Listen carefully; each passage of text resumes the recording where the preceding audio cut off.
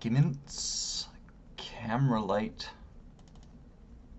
Open your ass up. Does it hurt, baby? Hey, what's going on, you degenerates of the lesser internet? Welcome back to my living room and off-topic channel, where I hope you will follow me in a journey of debauchery and madness as we discover life. It is an early morning. It hasn't even been a full week since my last video. Maybe it has. I'm gonna have to check. I don't know. Part 2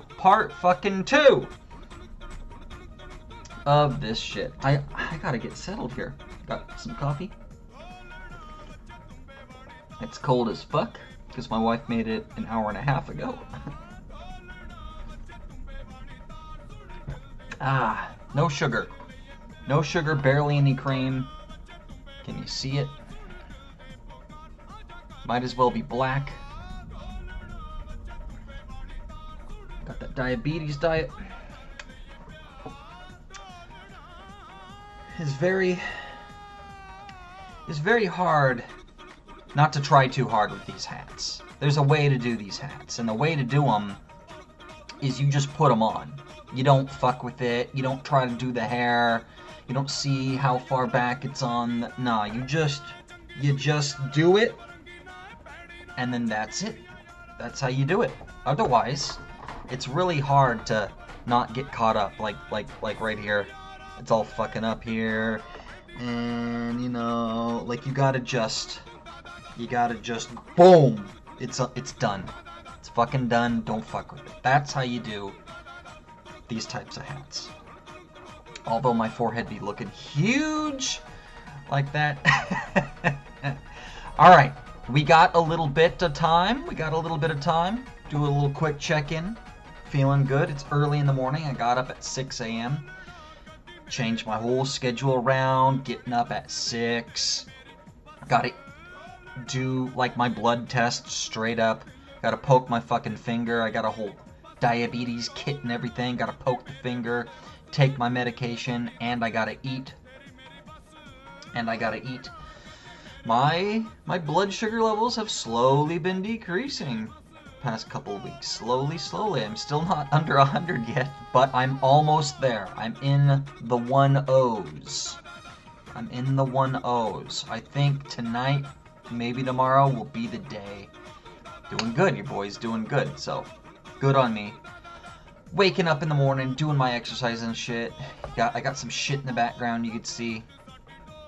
It's whatever. Exercise bike. The wing ding, I like to call it. It's a bar wing. Anyway, enough about me. This ain't really about me. Well, it is. It's me and my life experience and everything. Before we begin, I want to give a little update / disclaimer. Alright. So, first of all, you know, I joke this isn't about me. It is about me. That's the core of all of this. This is me. This is my life. This is my childhood. This is my experience. I've been doing YouTube for like 15 years. If you check my, not this channel, but my main channel. Like, I started my account like 15 years ago. I've been doing this for, I forgot to turn my TV off.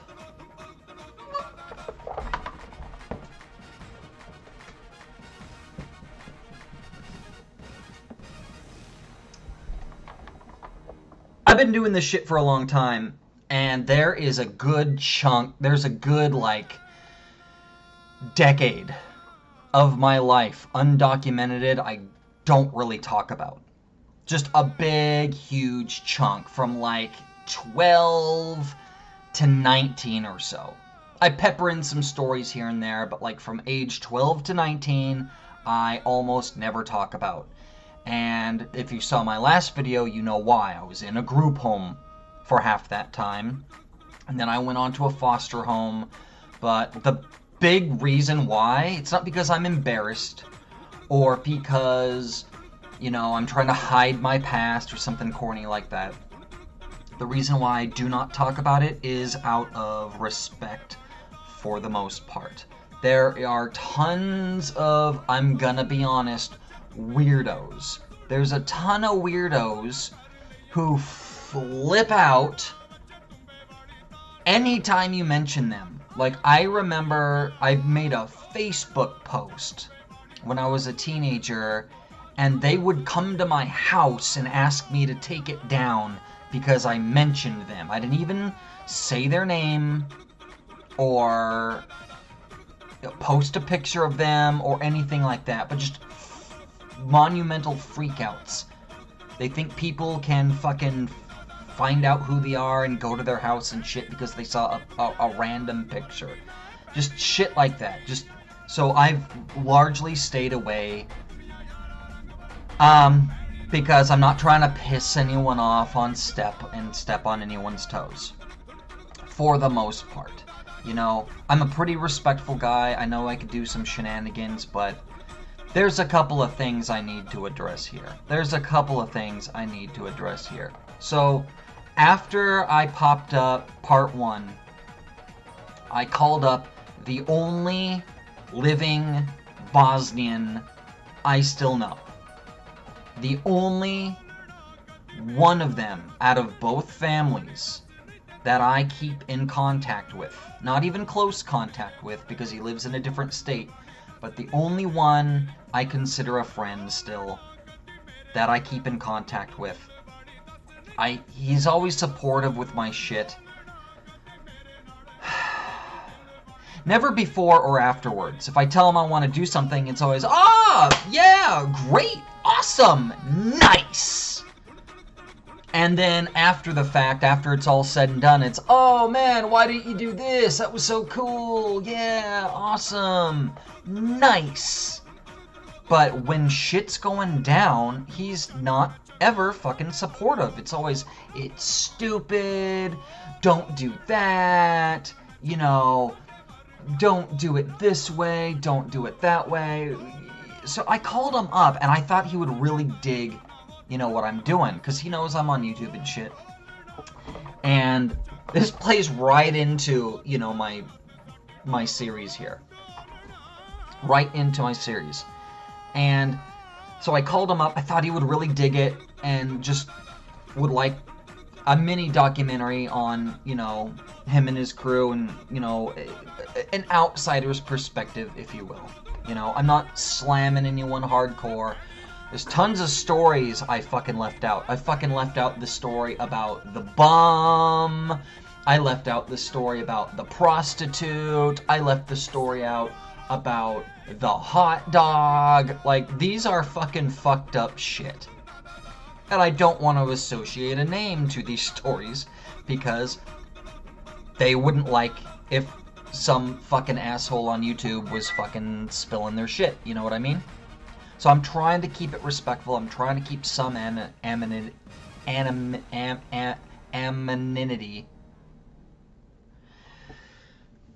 Right? And he should understand this. He didn't. At least at first. It took some coercing. I got his blessing at the end. But it was touch and go there for a little bit. I remember thinking, like, is this guy gonna fucking make me tell him fuck you? Is this guy gonna make me fucking tell him, look, bro, I'm sorry, but I don't give a fuck about your family as much as you think I do. To not, you know what I mean? So, here's the thing, too. I floated this to him months ago. I was like, hey, I was thinking about doing this. Is that cool? Or would you, like, freak out? Like, he's pretty much the only one. I'm talking about Adis. I'm talking about Adis here, as you'll know. I didn't talk about him that much in my last video, but I'll talk about him more as we get into it. So, I floated this idea to him, and he was like, yeah, sounds cool.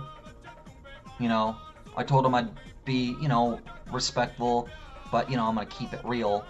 You know, I'm gonna say real stories and stuff that probably don't show everyone in the best of light. He was like, yeah, it's, you know, whatever, it's cool.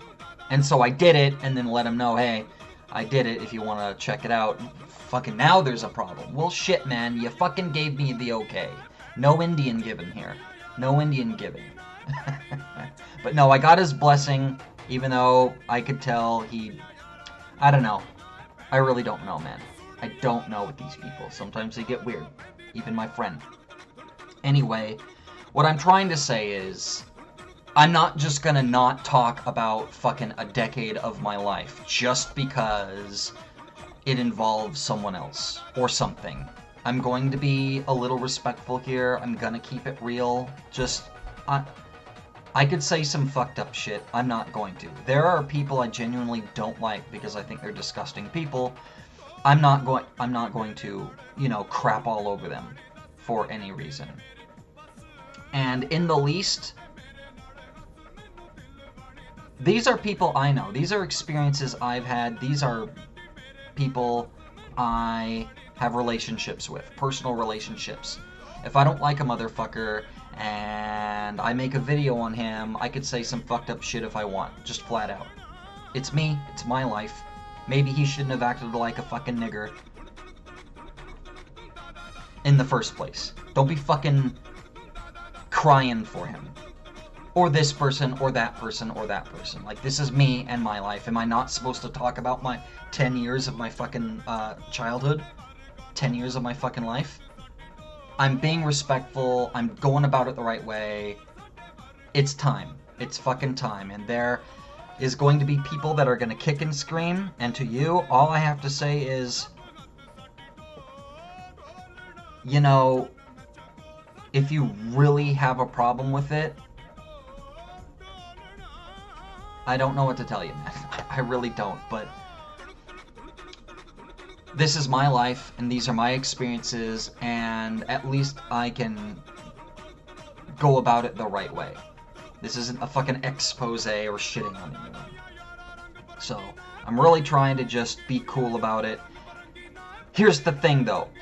I'm doing my due diligence. I'm trying to be respectful as I can. I am editing the video. You could see it's edited. You know, I got the joke song in the background. That's me. That's the joke song. I gotta do my jokes. I gotta do something. But I did edit it, so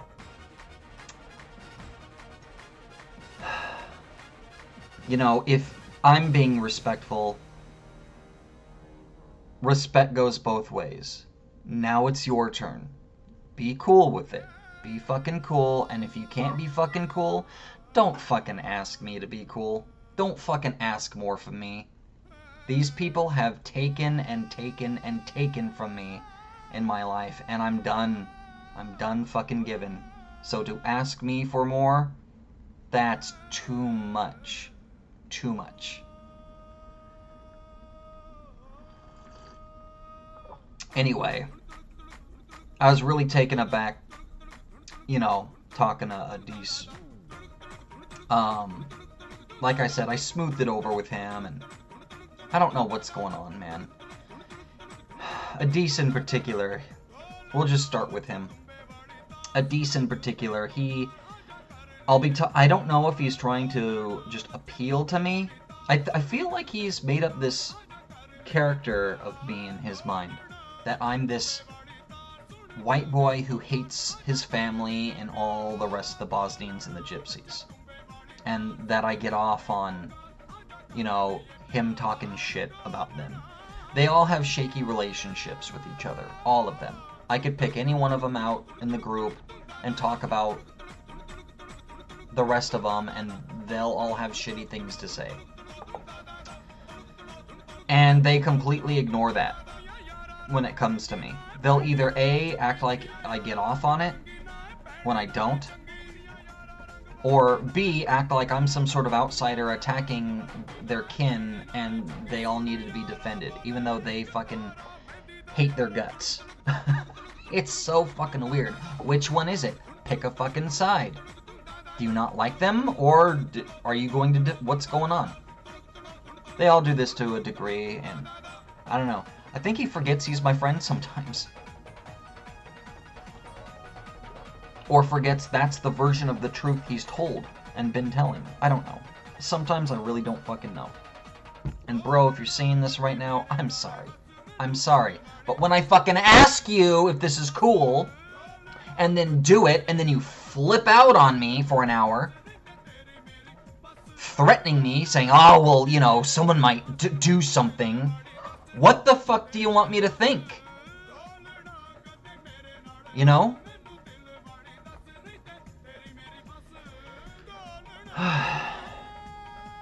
And then we get into the crux of why I'm making these videos, why I'm doing it. What is there exactly? The content behind it all. This is it. The drama, the interaction. This is what happens. Now, you could explain that, well, if you notify someone you're doing a pseudo-documentary on them on the internet, and you don't paint them out to be completely awesome people, that, yeah, they're gonna get upset. Well, that's why I didn't tell any of them. Except for my boy here. And, damn. Like I said, I'm keeping, you know, certain stories out. They don't all need to be told. You know, I don't need to tell you all who, you know, accidentally picked up a male prostitute and didn't notice until after the fact. I don't need to tell you which one that was. I don't need to tell you which one got drunk and jerked off a bum. I don't need to tell you which one was sticking hot dogs up their butt and then eating them. I don't need to tell you which one had accusations against them for incest. I don't need to tell you which one this person was, or that person, or that person. I could leave some of that stuff out. Most of it's bullshit anyway. Most of it's just like stories. You know, like someone picked up a hooker. Whoopity-doo, I've done that. And they just, you know, made up the rest. You know? Or someone got drunk and stole a bum's coin jar and then felt guilty about it and then made up a part about how they traded for it. And there's bullshit mixed in with almost everything. It's very hard to sift out. And that's another reason why I haven't made this video before. It's because it is very hard to separate fact from fiction. Which leads me to my next point. I'm going to talk about my experience. This isn't just like stories and a collection of bullshit and fucked upness. This is my experience. These are my experiences. So I could really only tell you firsthand what I went through. But there's been some growing pains, and I'm seeing them even now. I'm thinking now, maybe I'll do a part 3. You know, our adult years. You know, where's everyone at now? What are they all doing? What's it been like now that we're all grown up? I don't know. That one's a tough one, though, because it's more current events. But we'll see. Anyway, that's what I have to say on the subject. I'm trying to be respectful, but respect is both ways, and I knew damn well going into this that respect wouldn't be given back to me, so that goes to my second point, which is, if you can't be respectful, then fuck you. Like, you're not my friends, you're not my family, you know, that ended a long time ago, so don't expect anything from me, you know?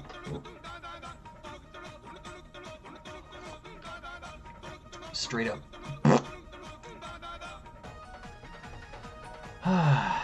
Anyway, let's get the show on the road, man. Let's get the show on the fucking road, but I had to pepper some of that in there.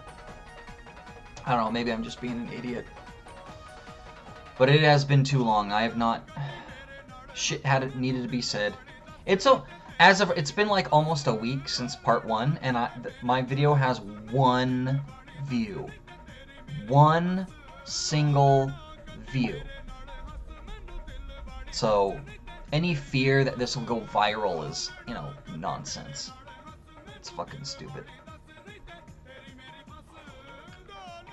Anyway, When we last left off, I was growing up,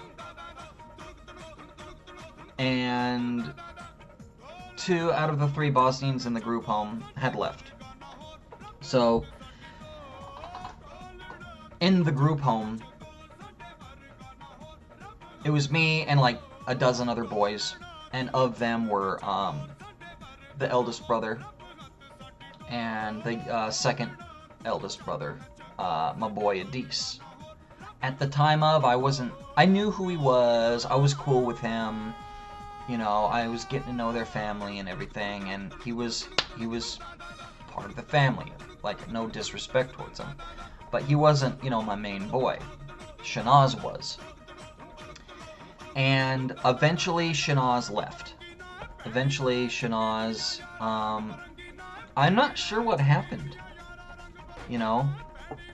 I don't know if he got like a foster home or what, but at some point the state said, you could go home, it's all good. And he went home. Or maybe he was released into foster care and he never... I don't know. But at some point he left and he didn't go to another facility. He was free bird. I was still stuck there, and Adis was still stuck there. Adis eventually left before I did, and I was like the last one to leave.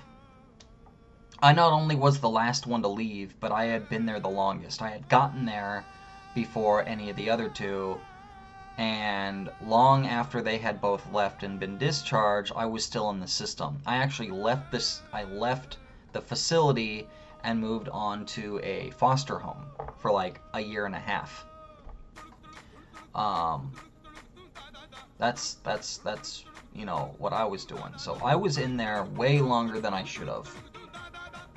Like I said, the first facility, my transition facility, I was there for about 9 months. You're only supposed to be there for about a year before it's a transition facility while they figure out what they're going to do with you. Or do you just need temporary treatment? Sometimes people like break the law, skip school or something like that, and it's used as a detention center, like an extended timeout. Like, we're not going to put you in juvie, but you could stay here for 3 months, get some treatment, you know. What are they doing? Are you scratching? You better not make me get up. You better not make me get up. I don't know what the fuck they're doing. But, yeah, you're not supposed to be here for that long. And I eventually left. And I wasn't a free bird like, you know, my Bosnian brothers. They were, they got to go home. But I did still see them when I left to go on pass. Now, if you don't remember, or if you didn't get this far in my last video, pass is when you just get to go home for the weekend. And you're released into care of a guardian. And there was no special circumstances for me. I just went home to my grandmother's house. My grandmother was my guardian still. Not technically, Okay, so when you go to the state is your legal guardian. The state was still my legal guardian, but I was released into a care of a trustee, which was my grandmother. This was established very early on. I will say the one thing I'm thankful for is I wasn't just like locked up 24/7. I set, 5 days a week I was in the facility, and then on the weekends I was allowed to go home. It was home, but in their eyes it was not home. My home was with the state. But anyway, that's neither here or there. I was able to go home every weekend, and I talked a little bit about how, you break up. I mean, it's part of growing up. You lose some friends, you grow up, some friends don't. Maybe it's you that doesn't grow up. I don't know, people's tastes change, but part of the growing pains with being a child in the system is a lot of your friends distance themselves from you. I lost a lot of friends because they simply just didn't want to hang out with the guy who, went crazy and had to go to a treatment facility, and they never see anyway. So it's, you know, it's not like they see you at the playground at school regularly, or you never see them. So there was some growing pains with that, and I don't know, you get what you get. You get what you get. I had the Bosnians, and the Bosnians had me. And on the weekend, near my grandmother's house, they lived like a block away, like literally walking distance. So I hung out with them on the off hours, which what may or may not have been all that smart. But it is what it is. And that's mainly how I, you know, chopped it up, and I was friends with Shanaz and his younger brother Adis. Now, at this time I was still, you know, 15, 16 years old. Me and Shanaz, we were 15, 16 years old. Adis was younger. I think he was about, you know, 14, 13 going on 14. And I would get released on the weekends. You know, I'd go home and I'd spend most of my waking hours with them, either over there at their house or they would be over at my house. And it was a really awkward time. I acknowledge that I wasn't what they wanted as a person, as a friend. And I understand that they weren't necessarily the best for me or what I wanted either. I was still a teenager, I was still very judgmental, and I was still very full of angst, and having a family of foreigners to keep company with, and that's it.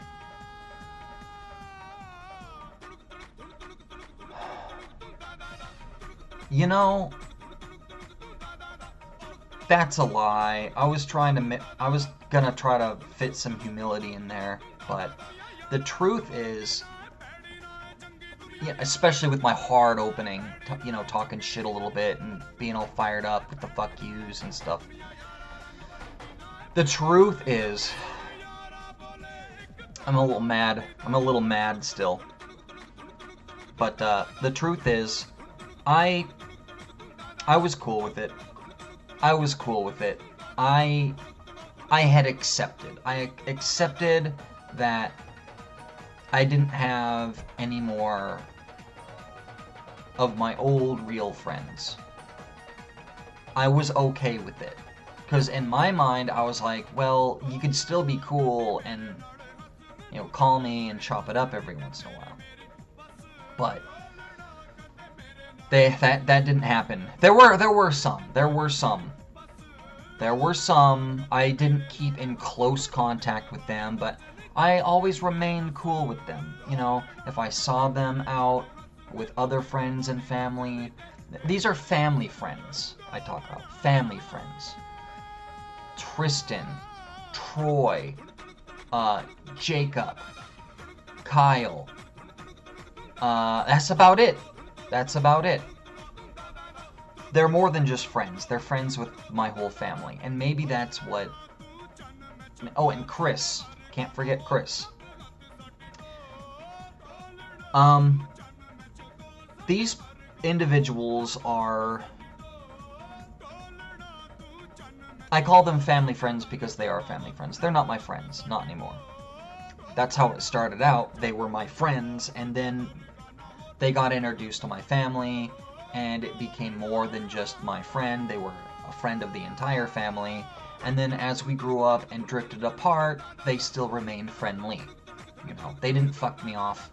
There was a couple who fucked me off. One in particular,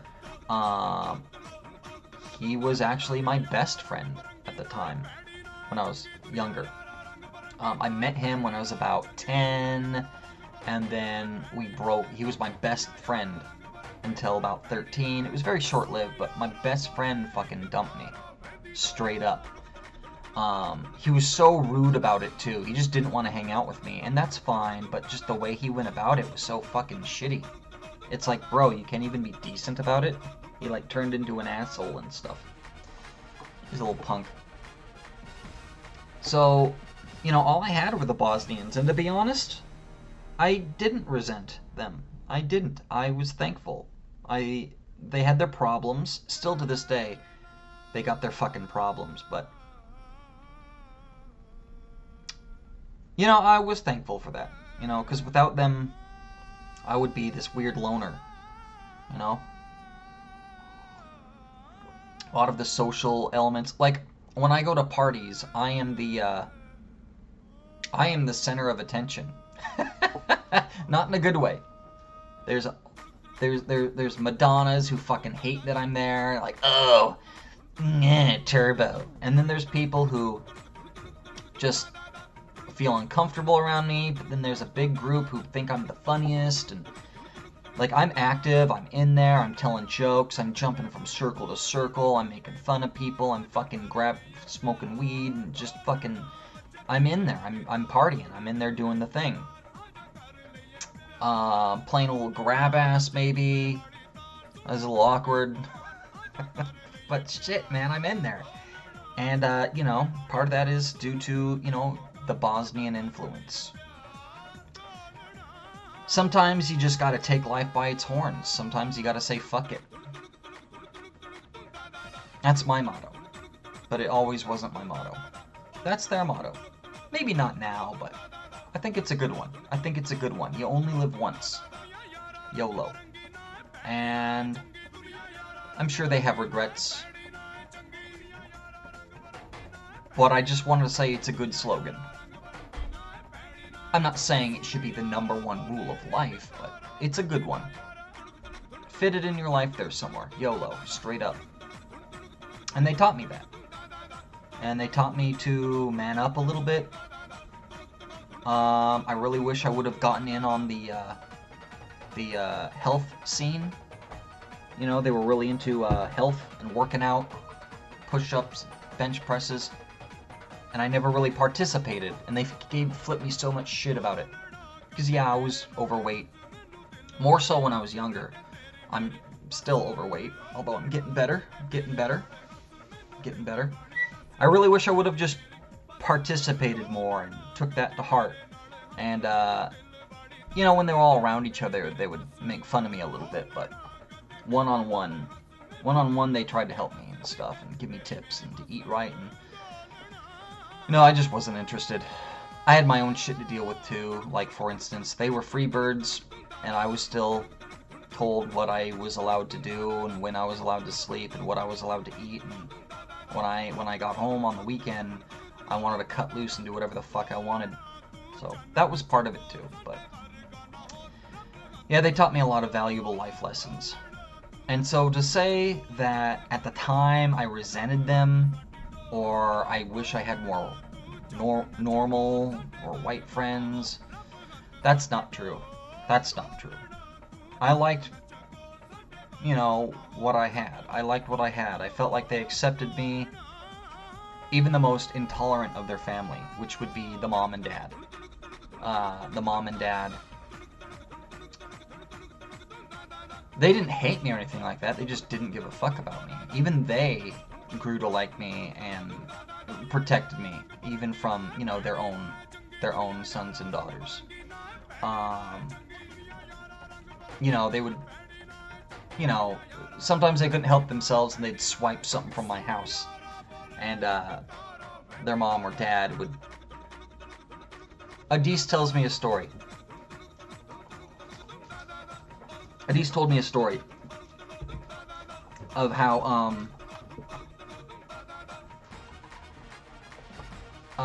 I came over and I brought a DVD with me. What was the movie? What was the goddamn movie?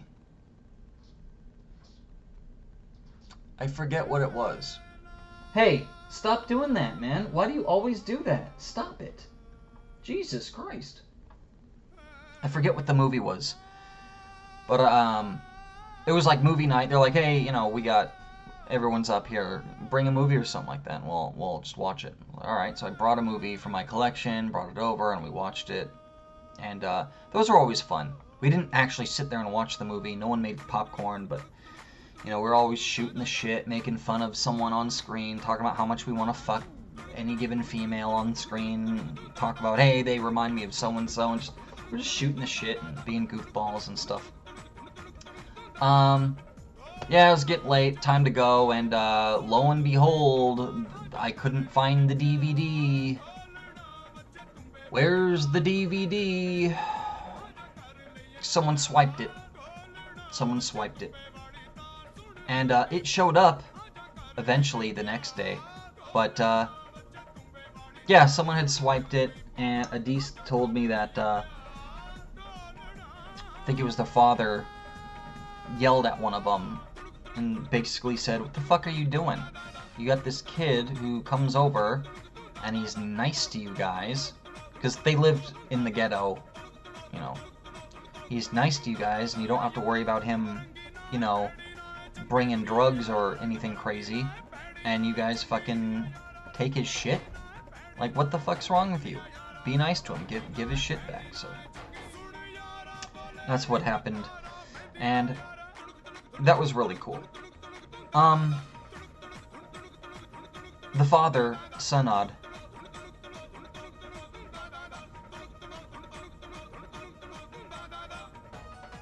he's a good guy. He's a good guy. I like him. He was never like a father figure or anything like that, but a lot of them don't like him. He eventually got deported. I said before, you know, that most of the kids got sent away. That's because the state said that they weren't allowed to be there while the father was there. And so the father eventually, you know, he had to get a place elsewhere. They broke the rules, of course, but it's all bullshit. It's all bullshit, you know, just the way the system works and stuff. And he eventually got deported back in the teenage years while we were like, how old were we? 18, 19, something like that.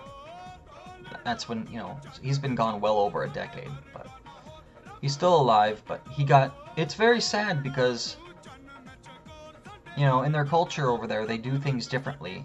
And I think the mom was Shaza. She was 13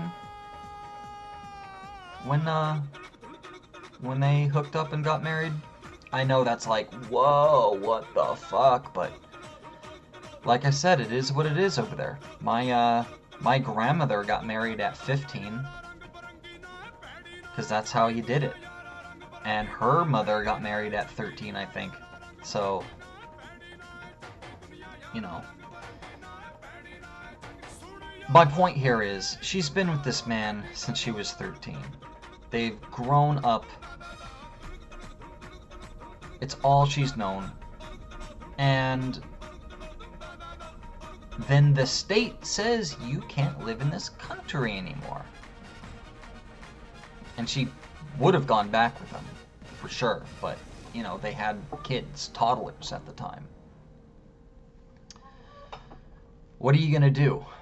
That sounds horrible. That sounds fucking horrible. You know, it brings a tear to my eye, thinking about how they came together like a little coalition and moved across the country to evade the Serbians, you know, and they all went together and went overseas together. And then they got here, and the government fucked with their heads, ripped their family apart, and then broke their marriage up. It sucks. It really fucking sucks. They're all okay now. Like, the dad he found a new wife, and even has more kids. He's like fucking 70 now. And he has new kids, you know, new family over there in Bosnia. I think he went back. The mother, she remarried, I think. Maybe she didn't marry. Maybe she didn't remarry, but, you know, she's with someone else. And yeah, no judgments there or anything, but it's just really sad. Because if anyone knows about how the government fucks you, it's me. I know I talk a lot of what some people would consider conspiracy theories, which is basically shorthand for anything that doesn't go along with the narrative, you know. But, you know, I'm very anti-government, both on a political level and on a personal level. And you want to know what first sowed the seed? It's, you know, when I was a kid, seeing the government take me from my home. Seeing the government treat these people like dog shit. Government is not your friend. And it's just sad. I hate to see it happen to anyone, and to see it happen to them. I never knew how to express my condolences over the loss of, you know, the family members, whether it's, you know, deporting them or death. There's been some deaths in the family, extended family, cousins and whatnot. None of the brothers and sisters, but you know, it's sad. It's not a cool thing. It just sucks. The family got fucked, and they were able to overcome it. You know, it took a long time though. Long time. The teenage years, young adulthood, in their 20s, all of them fucking didn't know what the fuck was up. They were bouncing around in between relationships, and anyway, this is supposed to be about the teenage years. But yeah, but I didn't have much interaction with the father, but he always did me a solid, and I always respected him. So, you know, salute to Sanad. I hope you well. I wish you well. But he was still around at the time of, kinda, sorta. He legally wasn't allowed to be around. No one snitched. No one fucking snitched. Because, well, you just didn't. I certainly wouldn't have. But, yeah, just wanted to kind of end his arc there a little bit. So if you're ever wondering why I don't talk about him very much, it's because I didn't see him very much. He wasn't around. But yeah, so that's the kind of relationship we're talking about here. I would go over there, bring a DVD over for movie night, and then it would get swiped before I left. And of course, the girls and the guys were a little bit different. So the women were, as far as the hierarchy goes, there was Shaza, or Shahiza, if you wanted to Americanize it a little bit. She goes by Rose now.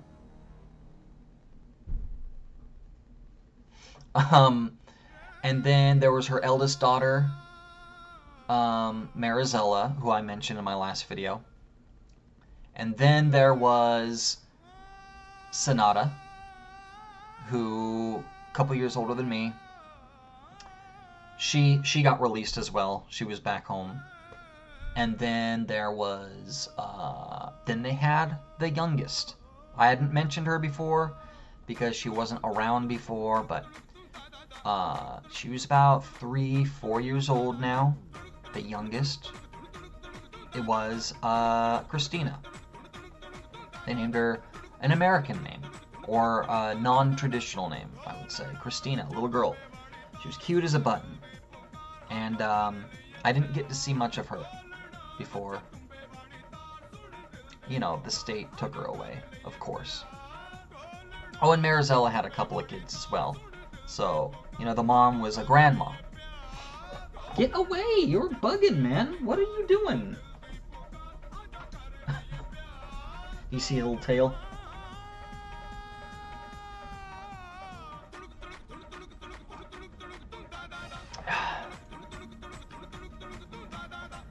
Yeah, it's kind of a blur at this point. I have so many little tiny micro stories. None of them are that significant. The ones that are, you know, weird, fucked up tales. I guess I better get into them.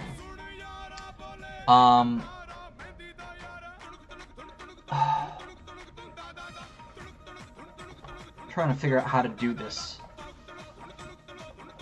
Trying to figure out. I can't just like tell you all the fucking little micro tales, because it would just paint them all out to be a bunch of jackasses, and they're not. It all is a blur and runs together. Like, they're all little stories. Like, the stories, I guess I'll tell a little story to convey a point. My point with the DVD story is they liked me, some more than others, and as I said, I liked them, some more than others, but there wasn't an inherent respect there. And to be fair, that goes both ways as well. It's not like I was the most stand-up, awesome kid, and if you don't respect me, you're a douche. No, I was pretty condescending. I mean, well, shit, man. I had zero experience with foreigners. It's not even a race thing. Just I've never really dealt with a foreigner before, unless it was like in passing, someone was asking directions or something like that. Never really dealt with a foreigner, you know, or their experiences, or talked with them about life before I met the Bosnians. And then it changed from never really having experienced, you know, the outside like this, to now that's like 95% of what I was getting. My experiences was the outside experience, which again is why I'm the way I am. I consider myself an outsider. You know, I hate the government, I hate the area I live in and the people who live around me, and it's a lot of people like to pretend it's a race thing. Ah, it's because you're racist.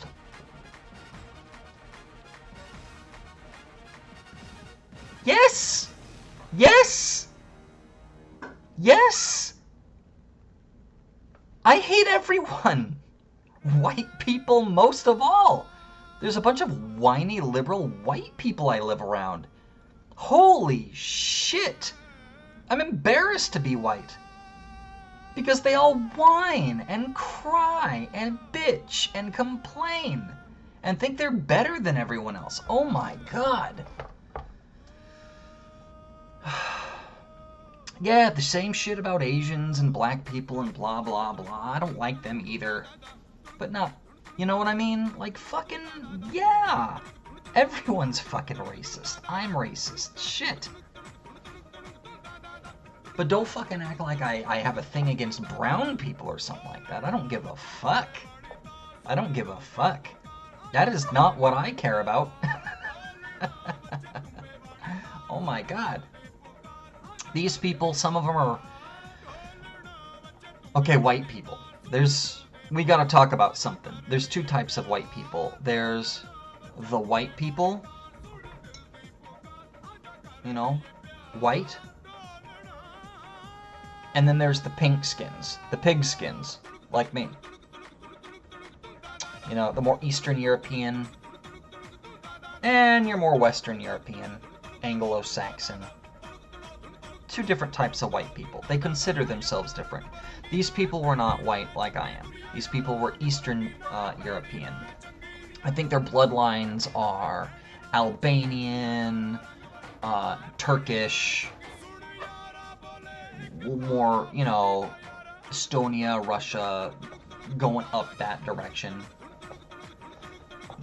That sort of thing. And eventually, like, Bosnia is as west as, you know, their family had ever gotten, you know, migrated in Europe.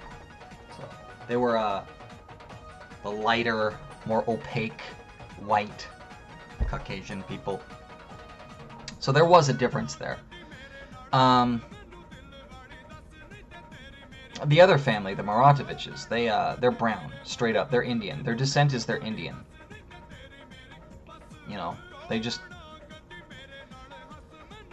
been roaming Europe for decades, and they consider themselves gypsies, and they actually speak the language and stuff before coming to America. They don't consider themselves Indian at all. They're Indian like I'm Irish. I don't know how to speak Gaelic. I've never been to Ireland. I'll probably never go. So they're Indian like I'm Irish, but bloodlines, that's kind of where they're coming from.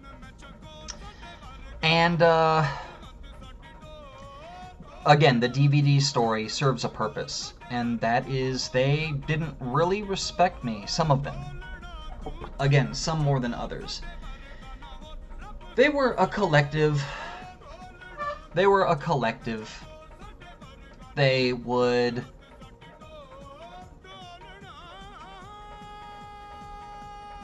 It goes...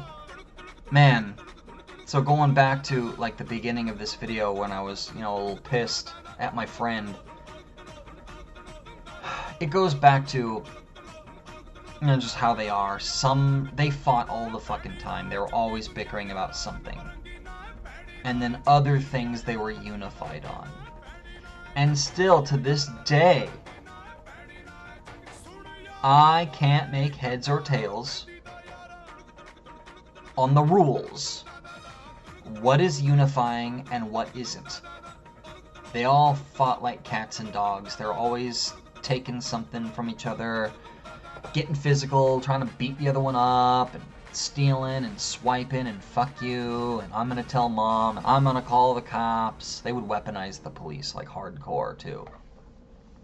Because they learned, thank you, government, they learned that when you call the cops, they're gonna take the side of the female every time.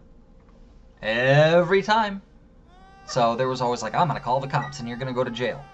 Even though you didn't do any. There's been times where they hauled fucking Adis off to jail for nothing.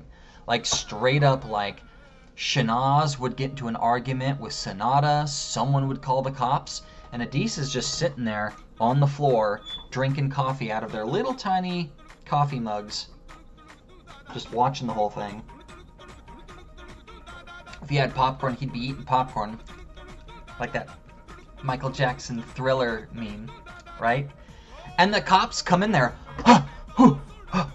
You! Get over here! You're going to jail! He's like, what?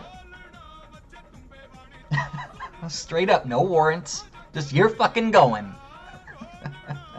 Well, they would lie. They would lie, and there was a weird family dynamic there, so they would lie and... Fuck, how do I say this? Suffice to say that the eldest son is the favorite. And it's a cultural thing. And it's stupid. And it's so fucked up. And while a lot of shit was flung their way from the government and authority figures unfairly, this had a lot to do with a family dynamic, which was the mother and the father, not so much the father, but the mother treated the first son as do no wrong, the golden child.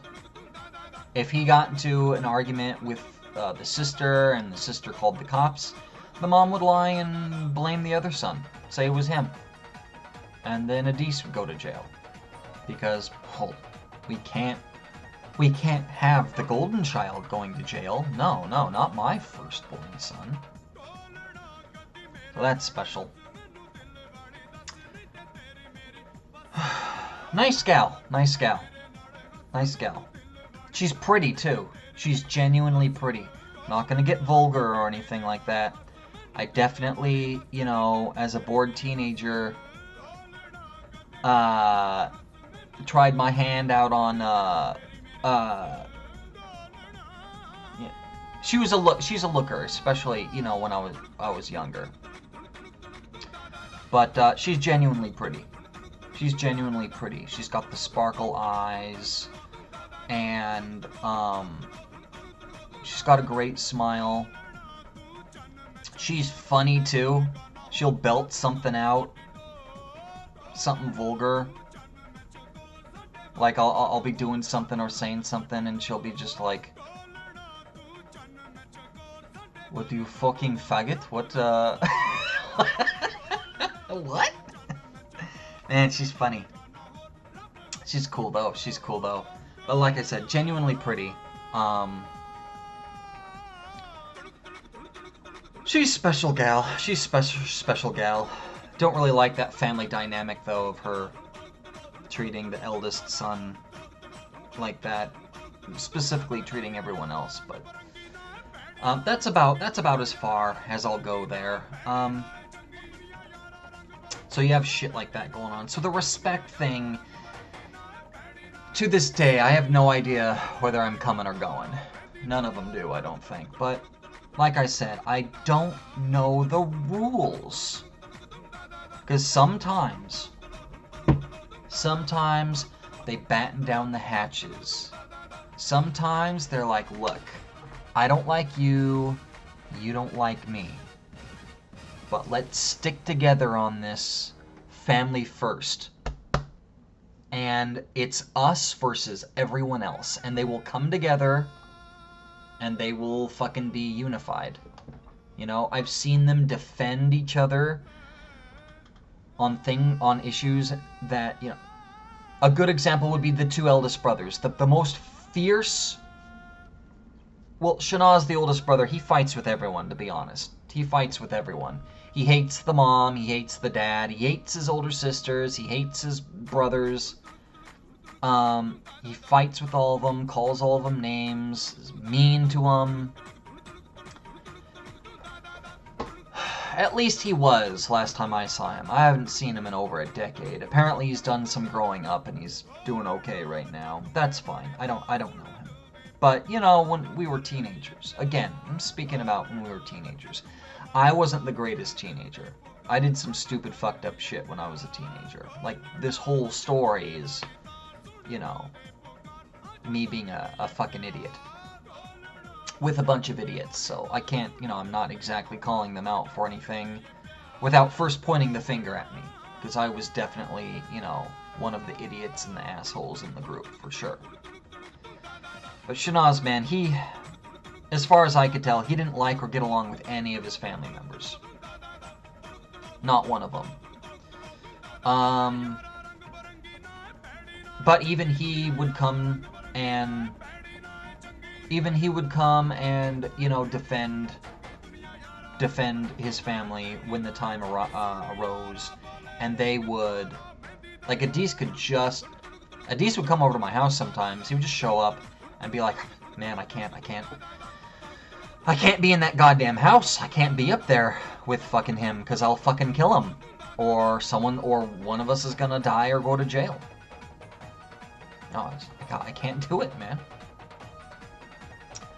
But even he, like, the very next day would fucking, like, defend him to the death on certain issues, so.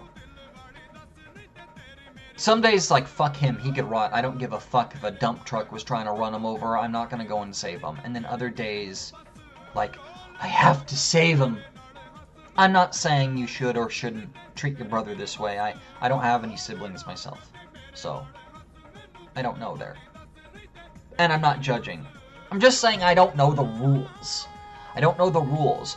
When do you defend them and when do you not defend them? I don't understand. I don't get it. I don't fucking get it. And don't say, well, you know, it's the outside influence. You know, I could fight with him, but if somebody else comes in and tries to do it, then you got a problem with me too. It's not that, because I've seen them throw each other to the wolves, to the outside forces before. I've seen them throw them to the wolves to me. Like, there will be some secrets, right? Like, don't tell Turbo. Don't fucking tell Turbo. And then Turbo comes around, and then I'll say, hey, what's going on with this thing? And they'll all be like, what the fuck? You weren't supposed to know that. Who talked? Who told? Who told? And then they'd figure out who did it. That motherfucker. Fuck it. And then they would tell me some fucked up shit. Oh, he's the one that took this from you, and he's the one that fucking said this about you. Remember when so-and-so did this? That's because they told him. They're always doing shit like that. So they fucking throw themselves to the wolves, to the outside. Definitely. So I don't know the rules. I never can tell. Like, if you were gonna say, just to pick one of them randomly out, If you're to say, so-and-so's a fucking asshole, he's a piece of shit, don't ever fucking go around him, don't trust him, you're never going to be able to know if the person you're talking to is going to agree with you or disagree with you. You know? Or if you know they agree with you, you're never going to know if they're going to be like, yeah, or if they're going to just randomly decide that day to defend them and to attack you for it. You know? It's so weird. It's so weird. And to this day, I have no idea about the rules. There's gotta be something there. There's gotta be some rules that dictate, under these circumstances, these are my allegiances, and under these circumstances, these are my allegiances. And they will switch depending on the circumstance, and, you know, there's certain rules that can't be broken and certain lines that can't be crossed, and if they are, then fuck you. There's gotta be a set of rules. There's gotta be. But the more I think about it, the more there probably isn't. I don't know. I just don't fucking know. All I know is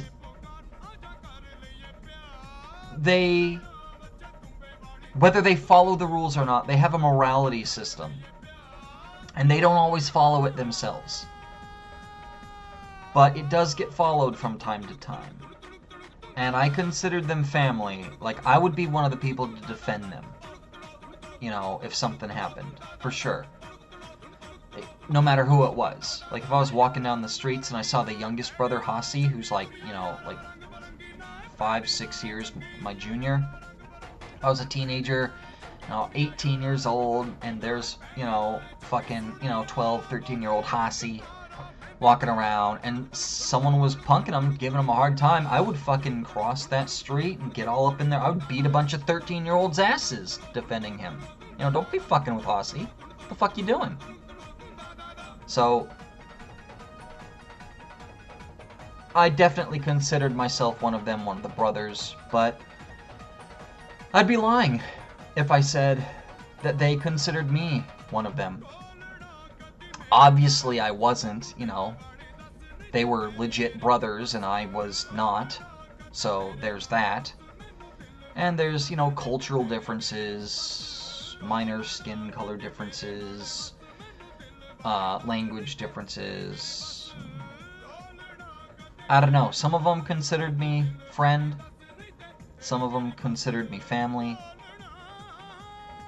And they didn't all, you know, the ones that considered me family, they didn't consider me family all the time. Like I said, they got their rules and the allegiances change. And so when talking about respect, I absolutely respected them, and I valued them, and I cherished them, and I loved them as kind of my second family. It was not mutual. It was not mutual. And that's kind of in part why I'm not in close contact with them still. You know, at some point you gotta realize when you're unwanted and when you're taken advantage of. And what I don't think they realize, because, you know, I still talk to Adis to this day. And he still talks to his family, obviously. Every once in a while, my name will get floated out there. And he tells me that they all, no matter who they're talking to, Shanaz, his mom, one of his other brothers or sisters, or hell, apparently my name came up on a big group chat with family in Bosnia, and there's like 8 of them in there. Apparently, my name got floated up there, and he says he gets the same response every time, which is, you still talk to Turbo? Because I don't talk to any of them anymore, except for Adis. And they don't seem to get that. They don't get that, you know. They think I'm still clinging to them. And I don't. And like I said, I understand more than anyone else, you know. When I first went to the system at a young age, 12, 13. I think I was 12 going on 13. You know, I experienced firsthand my close friends drifting away because I wasn't around and they didn't want to be associated with me anymore. I experienced firsthand what that's like and how it feels. And at some point, you know, I have to acknowledge I'm the only one calling them up on the weekend. I'm the only one wanting to see if, you know, we could hook up and hang out. I'm the only one asking if you want to go see a movie. I'm the only one offering, you know, come on over and play some video games. At some point, you just got to be like, they don't really, I mean, no one ever says it. No one ever says, yeah, I don't really want to hang out with you. But, very, very young age, I kind of realized this. And so, to kind of go through it again in my teenage years, after, you know, after so long,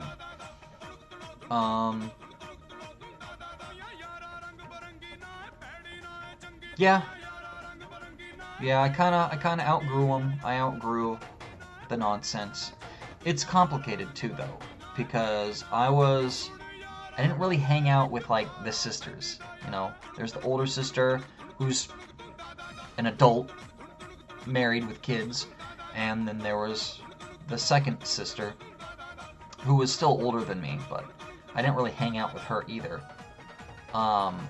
She eventually got married and stuff and had kids too, very young, before any of us else did. But while we were still fucking around with girlfriends and not a single serious relationship in sight, she was already, you know, had kids and was married. So the sisters got married off, you know, really early. It was pretty much just me and Shanaz, just the oldest ones there, you know, looking at the younger ones, you know, run around and be goofballs, the way we were a couple years beforehand. So,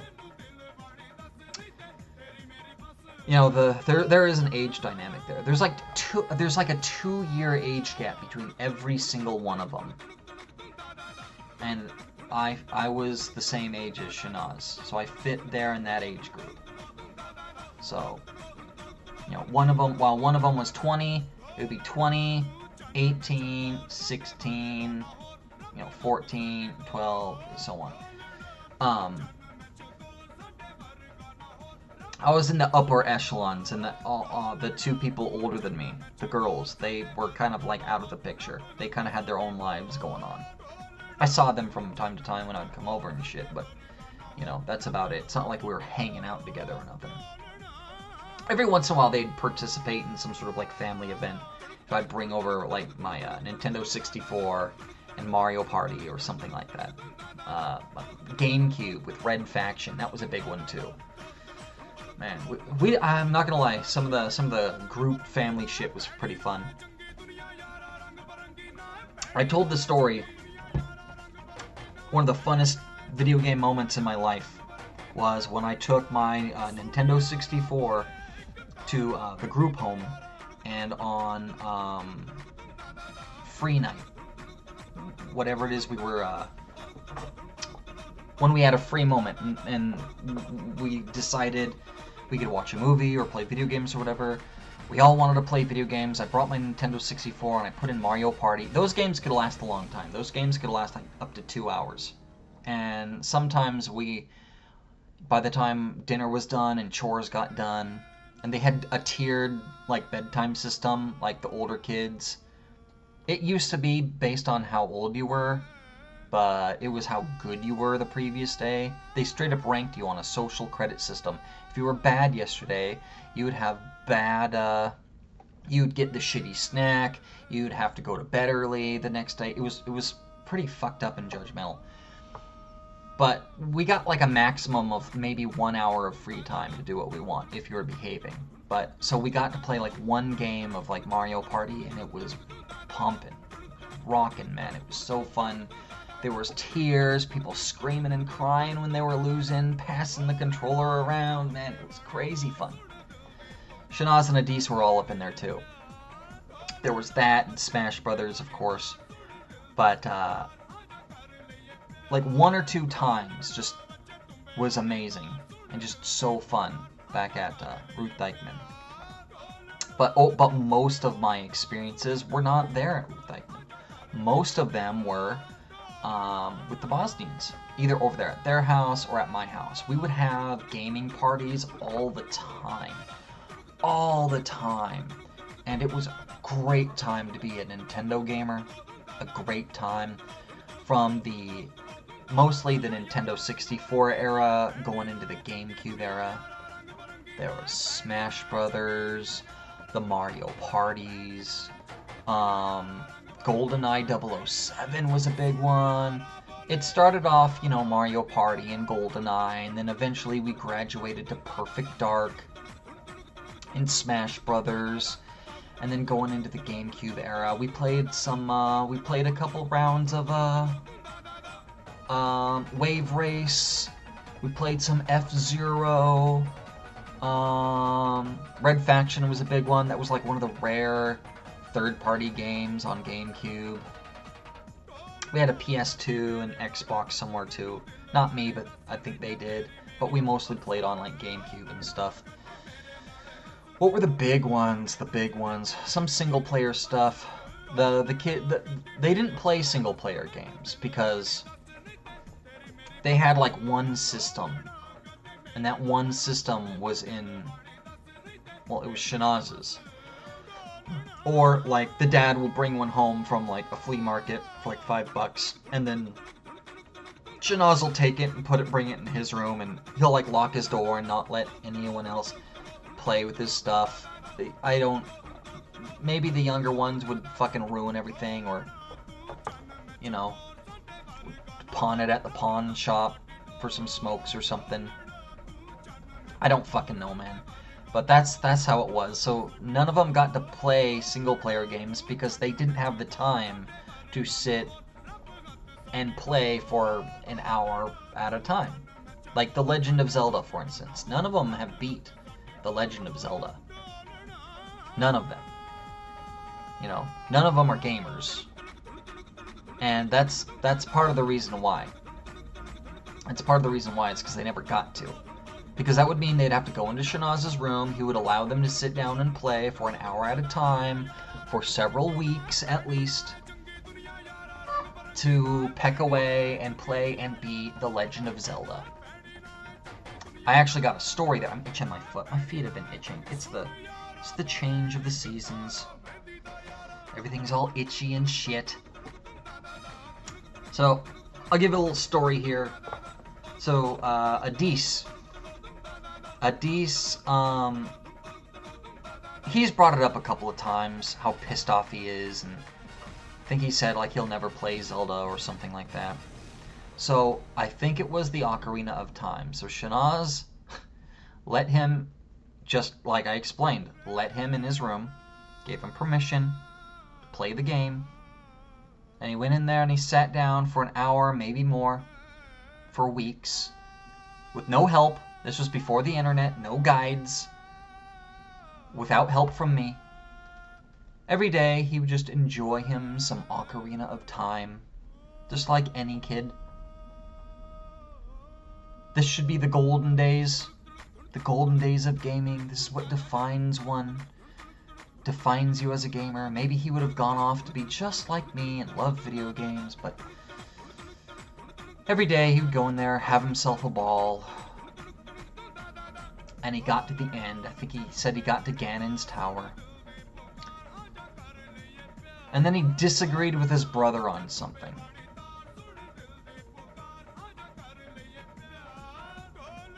You know, maybe they were doing like a construction job or something like that, and Adis didn't give them... They didn't agree on the amount or something.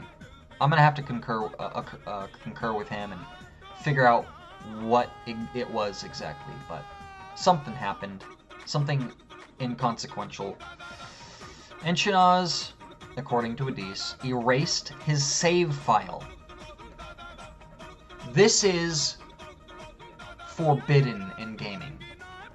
It's not even an unspoken rule. It is very spoken. This is a cardinal sin of gaming. You do not fuck with people's save files. I have save files on my gaming systems and my hard drives and in the cloud and on memory cards and shit. I have save files of people who I will never see again. You just don't erase their shit. You don't do it. It's a cardinal sin. And this motherfucker erased... Could you imagine that? He erased his save file. And he never beat it. That's so fucked up. That's the type of shit Shanaz did. That's the type of shit Shanaz started to be. He wouldn't, like, you know, he wouldn't, like, drug you and cut your finger off when you're sleeping or something weird like that. Nothing sadistic like that. But he would do fucked up shit that was really weaselly. Just really weaselly shit. You know? I mean, you could laugh at a Dece and say, dude, it's a video game. Who gives a fuck? And I'm sure 9 out of 10 people will say that. Who gives a fuck? It's a video game. Wah. You fucking faggot. You crybaby. Grow the fuck up. Who gives a shit? Well, let me tell you. Let me tell you. Those people saying that, do you not realize that this man spent probably 20, 30 real-life hours of his life trying to achieve this? It doesn't matter what you're doing. If you sit in a room, in a little box, doing something for 30 hours, watching a documentary, a multi-part documentary, or playing a video game, or reading a book, literally investing 30 hours of your life that you could be doing anything else. And then somebody comes in and takes it away, prevents you from doing it, that's fucked up. It doesn't matter if it's video games or what. It doesn't matter what we're talking about. That is messed up.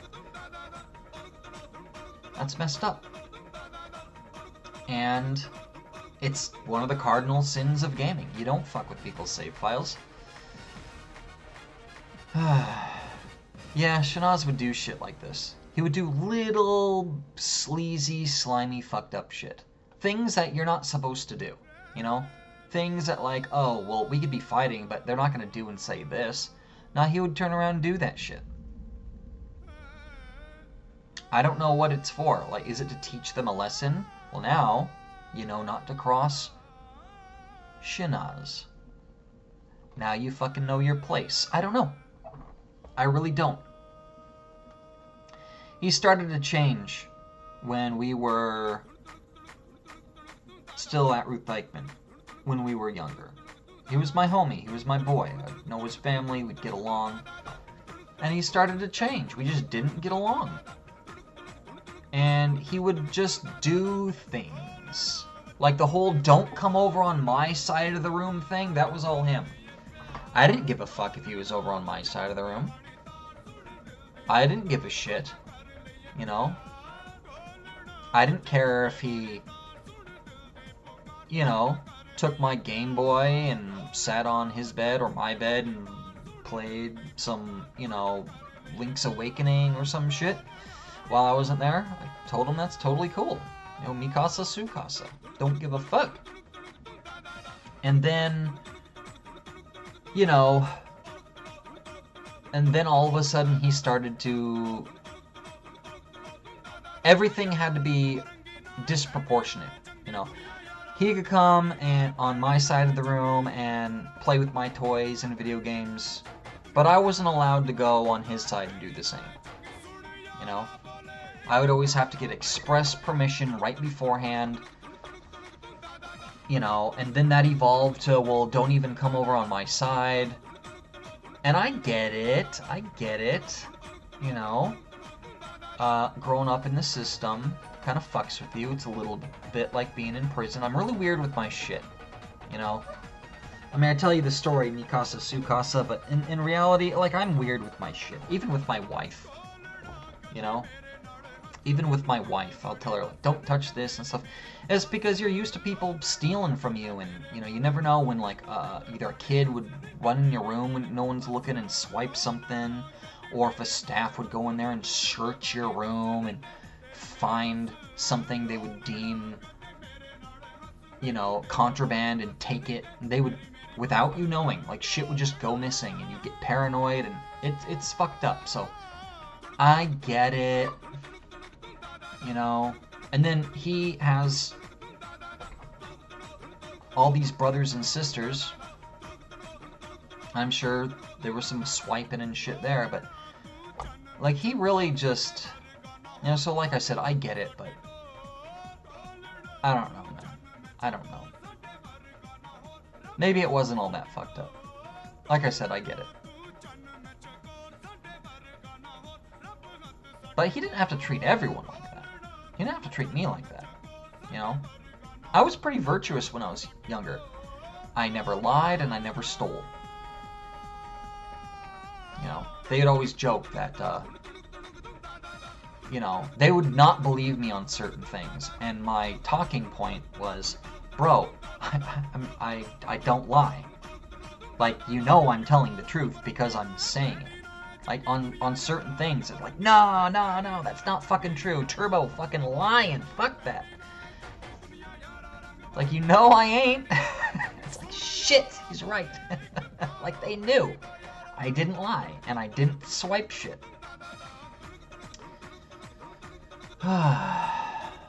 Eventually they broke me. It went from Turbo doesn't fucking lie no matter what, to, well, if Turbo does lie, you're never gonna fucking know. Because I was the only one that could lie and get away with it. Because, you know, Turbo doesn't lie. And eventually I started using that to my advantage. Same thing with the swiping shit. They would send me to take... If any of them are watching this right now, they would send me to swipe shit from each other. Go and take this. Go and hide it from them. Just give it to me. I'll hide it for a little bit, and then I'll put it back. Because they would totally expect, you know, like Adis would expect Hasi to, you know, take something of his, or, you know, Shanaz would expect Adis to go in his room and take stuff. I'd be the spy. I'd go in there and I'd fucking do it for him. Just for the fuck of it.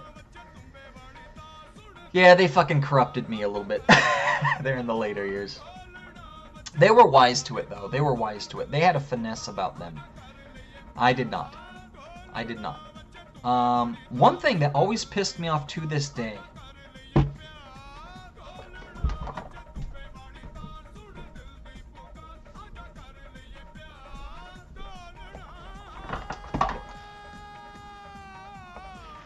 Use it as a bookmark.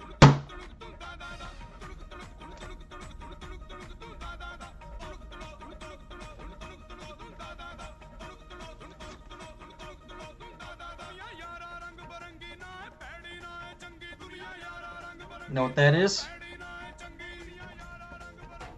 I use it as a bookmark.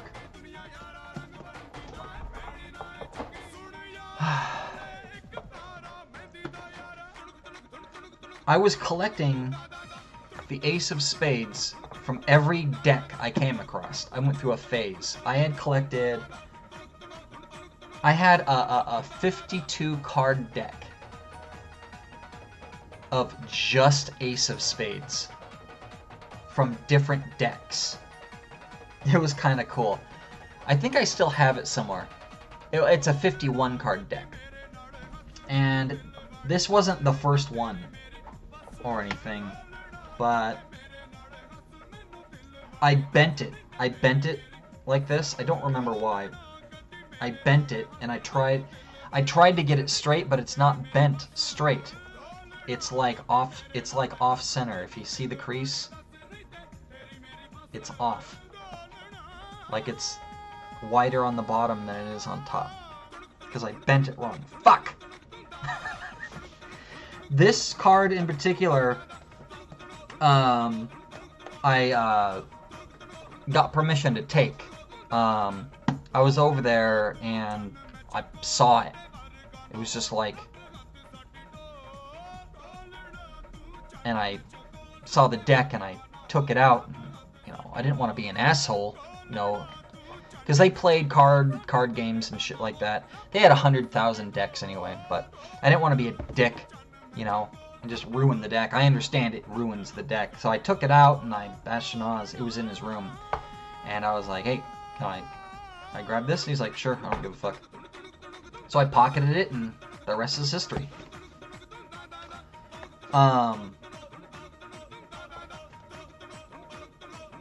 Fucking Adis saw it at my house. I think it was specifically hanging in a picture frame at the time. I put it just in the corner of a picture frame on... I had a corny little picture of a 57 Chevy in a little picture frame. Someone got it for me. And I just put it in there as a placeholder. And Adis saw it, and he knew where it was from. I don't know if they tried playing with it, and the ace was missing. And he knew who took it. I don't know the backstory there. But he saw it, and he's like, I know you took that. And I was like, yeah, I obviously did. I was like, I didn't buy a deck of cards and then just take the thing out. It's like, I find them here and there. I said, but, you know, I asked your brother. Because there's shit like that, too. Like, one of them will think something weird. Alright, so I'll tell you the story, and then I'll tell you the many ways it could have played out. So, he insisted that I stole it. He just insisted that I stole it, and I'm making up. So he insisted I swiped it, that I didn't take it with permission, and he's insisting that I'm lying about that. Neither of those are true. I didn't fucking swipe it, and I'm not lying about it. And, you know, like I said, they corrupted me. They corrupted me. This is around the time where I was corrupted, and I started to say fuck it, and I started doing little things and telling little fibs here and there and stuff.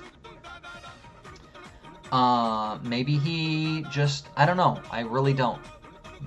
But a part of me thinks that he knows that I take pride in telling the truth, and,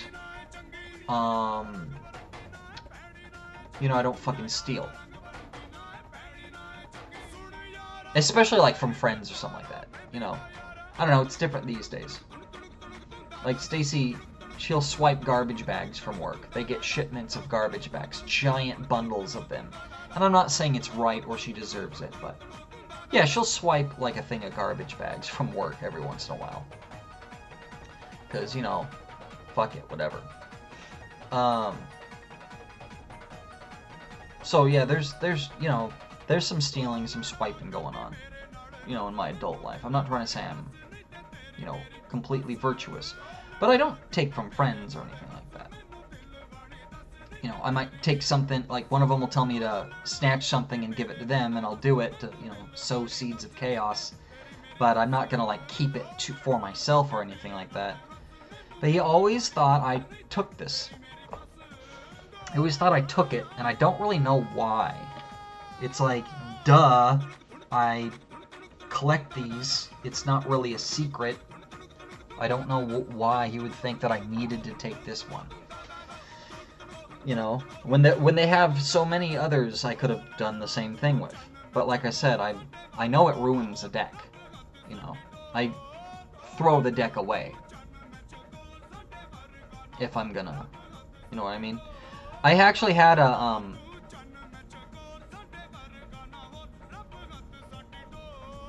in case a card goes missing from a deck. Anyway, I just don't understand this. I don't understand. Maybe he thought, maybe he knew it bothered me, and that's the reason why he was doing this. Maybe he doesn't. So all the different ways this could play out. Maybe he really did think I swiped it and lied about it. Maybe he knew that prospect of that would offend me, and that's why he's saying it. I really don't know. To this day, if I bring this up, he will say, you fucking stole it! I know you did! Fuck you, I didn't! Ask him!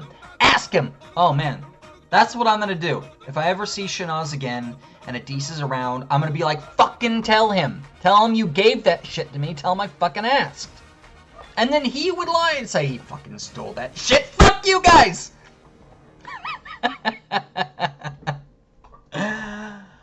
Yeah, I stole it.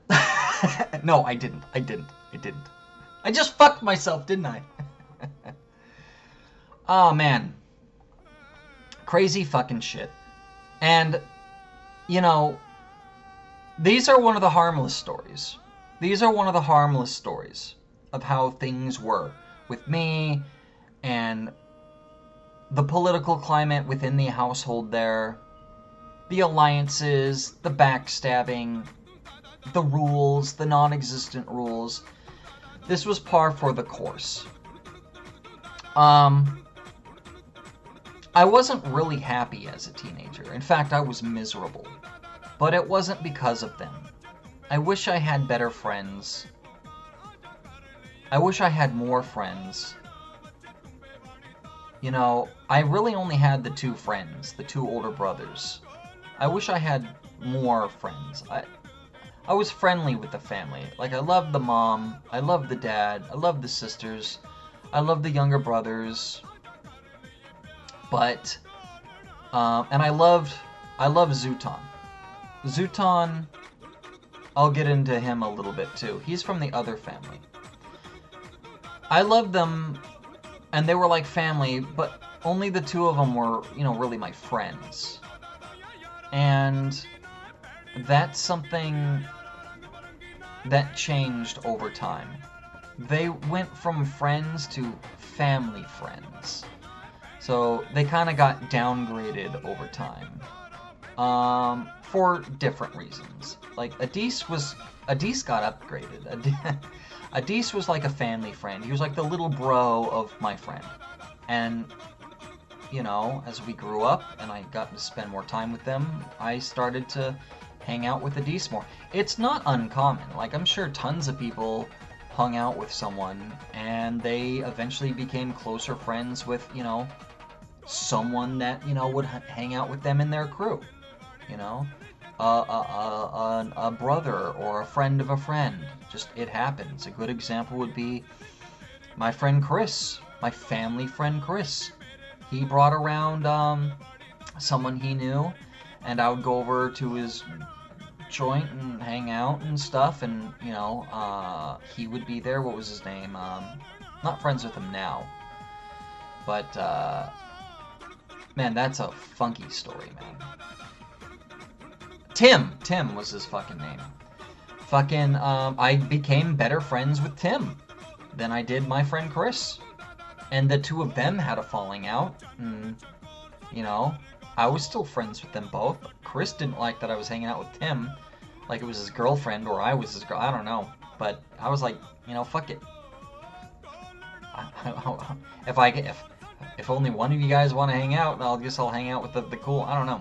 But no, that's just an example of just how shit happens. Happens all the time. It's fine. So I started hanging out with Adis more. I mean, 2 years is like an eternity in the kid timeline. If you're like 16 and someone's 14, they might as well be like 9. You know, if you're 10 and someone's a year younger than you, they might as well be a baby. You know what I mean? Just the way bodies develop and stuff like that. One thing, though, I always felt weird, though, hanging out with Adis, because he was 2 years younger than me. So I'd be like a legal adult, 18 years old, and Adis would be a 16-year-old kid, right?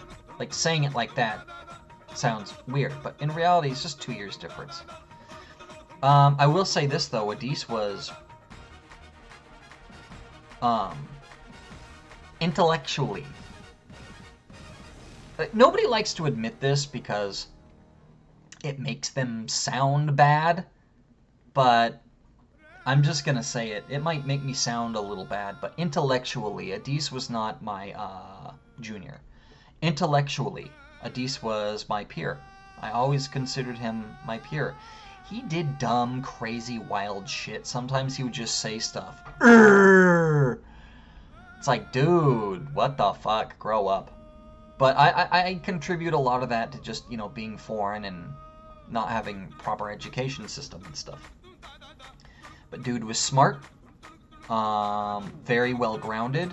I always considered him my peer. Like I said, I never really considered him... I did at first when I first met him, but as, you know, time went on and I got to know him better, I started to view him as someone my own age. You know, I could hold conversations with him, 2 years younger than me, at 18 years of age, as a legal adult.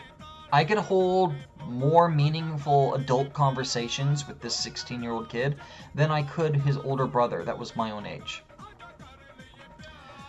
So that was a contributing factor. I never saw him as just like some dumb kid. Younger than me, for sure, a little naive on certain things, but he wasn't that far behind the curve there. Adis was a smart cookie. Very mature and wise. He had some behavioral problems. Nobody really knows what it was. We don't know if it was just like a mental behavioral problem that he grew out of, or if it was just unique circumstances, or just his personality. I think it's just his personality, but he did not talk until he was like 5. Like, they thought he was straight up retarded or autistic. No, not at all. Not at all. He was quiet. It's not that he couldn't speak, he chose not to. Like, he said he had memories where he just did not fucking want to. Just the way he viewed people, and he was very wise. And he did what kids don't do. Kids don't think. Kids do not observe. Kids are always running the mouth and stupid and completely absorbed into what they are doing. He didn't do this as a young child. He sat and he watched and he observed. He picked up on everything. By the time he started speaking, he spoke perfectly. He didn't stutter. He didn't have problems with his words. He spoke. He went from, like, never speaking, everyone thought he was retarded, to fucking, not perfect English, because at the time they were in Bosnia, but he spoke perfect Serbo-Croatian. Just boom. Just a fucking weirdo. He observed, he pays attention, he watches, he is wise. Not smart, although he is smart. There's different types of smarts, but there's a difference between being smart and being wise. He has always been wise beyond his years. Whether we're talking as a 5-year-old kid, 10-year-old kid, or some 16-year-old kid. He can hold a conversation, give insights. He is a very wise individual.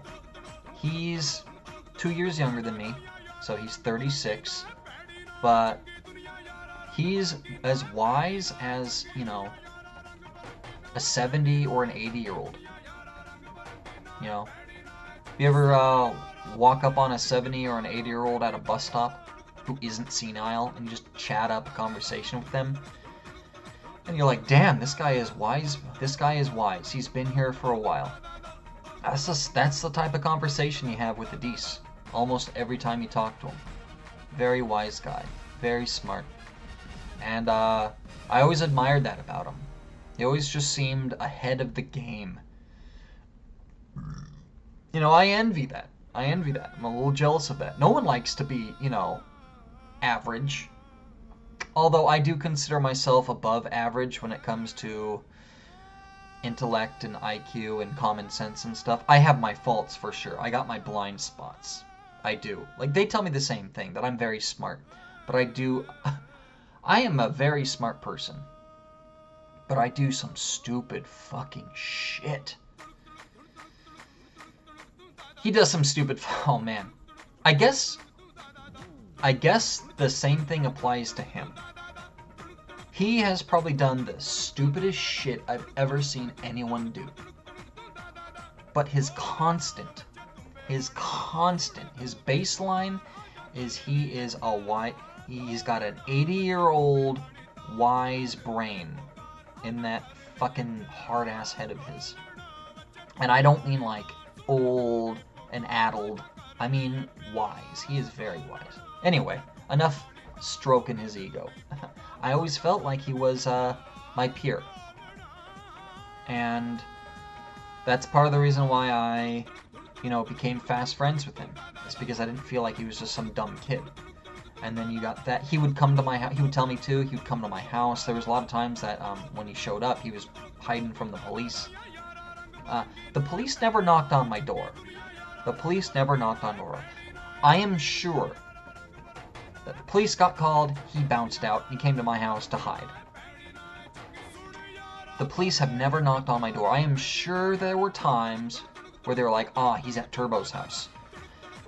But they never spilled the beans. They never sent the police to my house to look for him, you know? I'm kind of realizing that now, because he's told me there's been many times where he's dodging the police and he came to my house. And I explained how, you know, situations could escalate, but they never sent, the family never sent him down my way. Not once. Maybe they did, and they never checked up on it. I don't know, but I can say that the police never knocked on my door looking for any of them before. So, you know, I like to think that none of them sent them over my way. Which, you know, I appreciate. Like I said, the rules. That's one rule that I don't think that they would cross. Well, we're not going to send the police down to Turbo's house, even if it is to look for a Dece. They never crossed that line. Now, if you ask me, that's definitely a line that they would cross. Or maybe they don't give a fuck at all. I don't know. Like I said, is it a line or isn't it? Is it just happenstance? Or is it something that they're like, nah, let's not cross this line. Let's not send the cops to Turbo's house and his grandma's house. I don't know. Maybe they thought that, because my place was a sanctuary. My place was also a place of parley as well.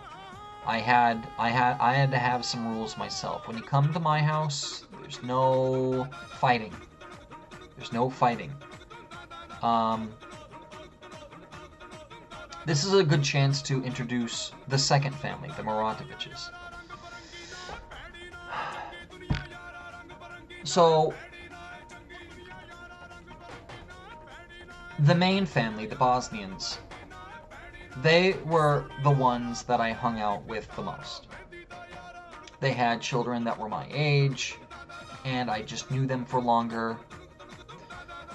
It wasn't until I was on the outside again, you know, later in my teenage years, that I, you know, met and associated myself with the second family, the Gypsies. Now, this was the family who they met in the caravans going cross country, fleeing from the Serbians back in Bosnia. This was that same family. Nihad, the one who took Marizella, and they just disappeared. This is that family. So it turns out that they had an apartment almost right next door. Ain't that wild? No, really, there was no weird stalking or anything like this. Just, that's happenstance, man. So, this family and their dynamic is a little bit different. Mainly, they didn't have as many kids. And, their kids were all younger. They got a late start in life. So, the youngest child... the oldest child. The oldest child was, I think,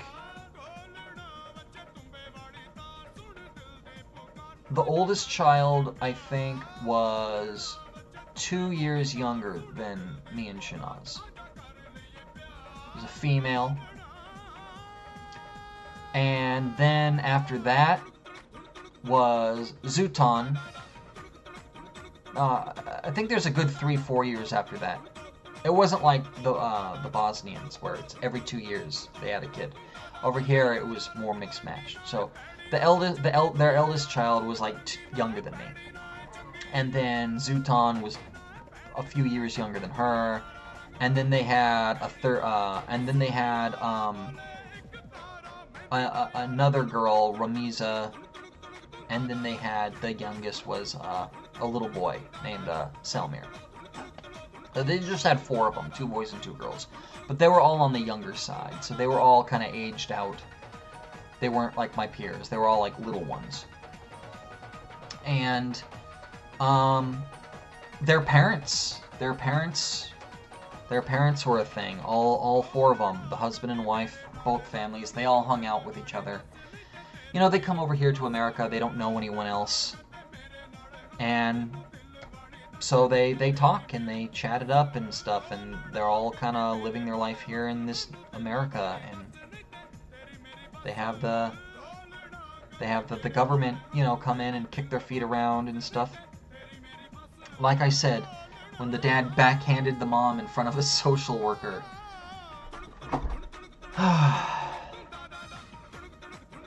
You know, I think that is a big defining moment in not only their lives. You know, you talk about certain things, crack some jokes, reveal some inconvenient truths, but the truth is that one moment changed the lives of many in drastic ways. Drastic ways. Even you in your life right now, fucking listening to me yap away, or watching me on your fucking phone, or whoever you are, whether you're King, or you're Scuba, or you're fucking, you know, Adis himself, whoever the fuck you are watching this right now, this slap was heard around the world. I shit you not. If it wasn't for that one mistake, I mean, that's just kind of how they were. When they got older, you don't... Beating your wife is a young person's game. Beating your wife is a young person's game. When the two of you are full of emotion and fire, that's just the way it is. I've hit Stacy before. I'll freely admit that. I've had good reason the very, very few times I've done it. That's as far as I'm going to go into it. And she's hit me before. I would say she's had less of a good reason. But that's just me. Long story short, we're in our 30s, going on 40. Hitting the spouse, that's a young person's game.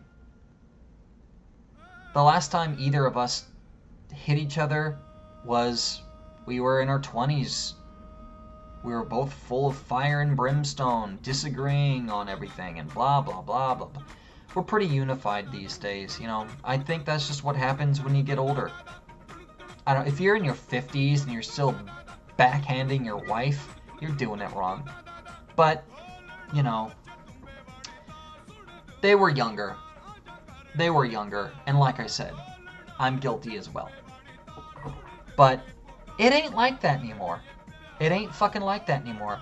Are they to be condemned for the rest of their lives because of the one slap? You really think if they were together right now, they'd still be doing that? They wouldn't. The Gypsy family, the husband and wife there, they're still together. They don't hit each other because they grew up. It's just what happens. Hitting your spouse is a young person's game. And they were young, and they were both full of fire and brimstone, and shit was fucking hectic and stressful. You had the state poking around and shit. He made a mistake. He's not a bad person for this. He's not. But it was a mistake. If nothing else, but for the reason of the repercussions. He slapped her one in front of a social worker. And then they took the kids away. And it was that one slap that changed everything. It's what got the kids taken away. It's what put them in group homes. It's what led to me discovering, finding, and meeting and befriending them and their family. The other family, the Gypsies. You think they didn't take note? That easily could have been them. That easily could have been them. But they saw what happened. They saw that the state was coming in and witnessed that and then took the kids away. They saw that firsthand, and they cleaned up their act. Their whole image changed from being we're fucking don't give a fuck gypsies to we gotta batten down the hatches. They got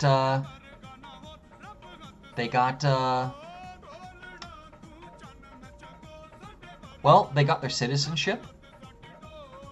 The dad went a full authoritarian, and he kept his family in line. He ruled with an iron fist. I mean, I could tell you firsthand, Zooton, he'd come over. He would come over in a group of them. They would come over in groups of like 2 or 3 or 4, something like that. Sometimes there's just too many. It's like, all 6 of you can't fit my fucking room. Well, you gonna break my fucking bed, man. All sitting on here, like, fucking 4 players, that's it.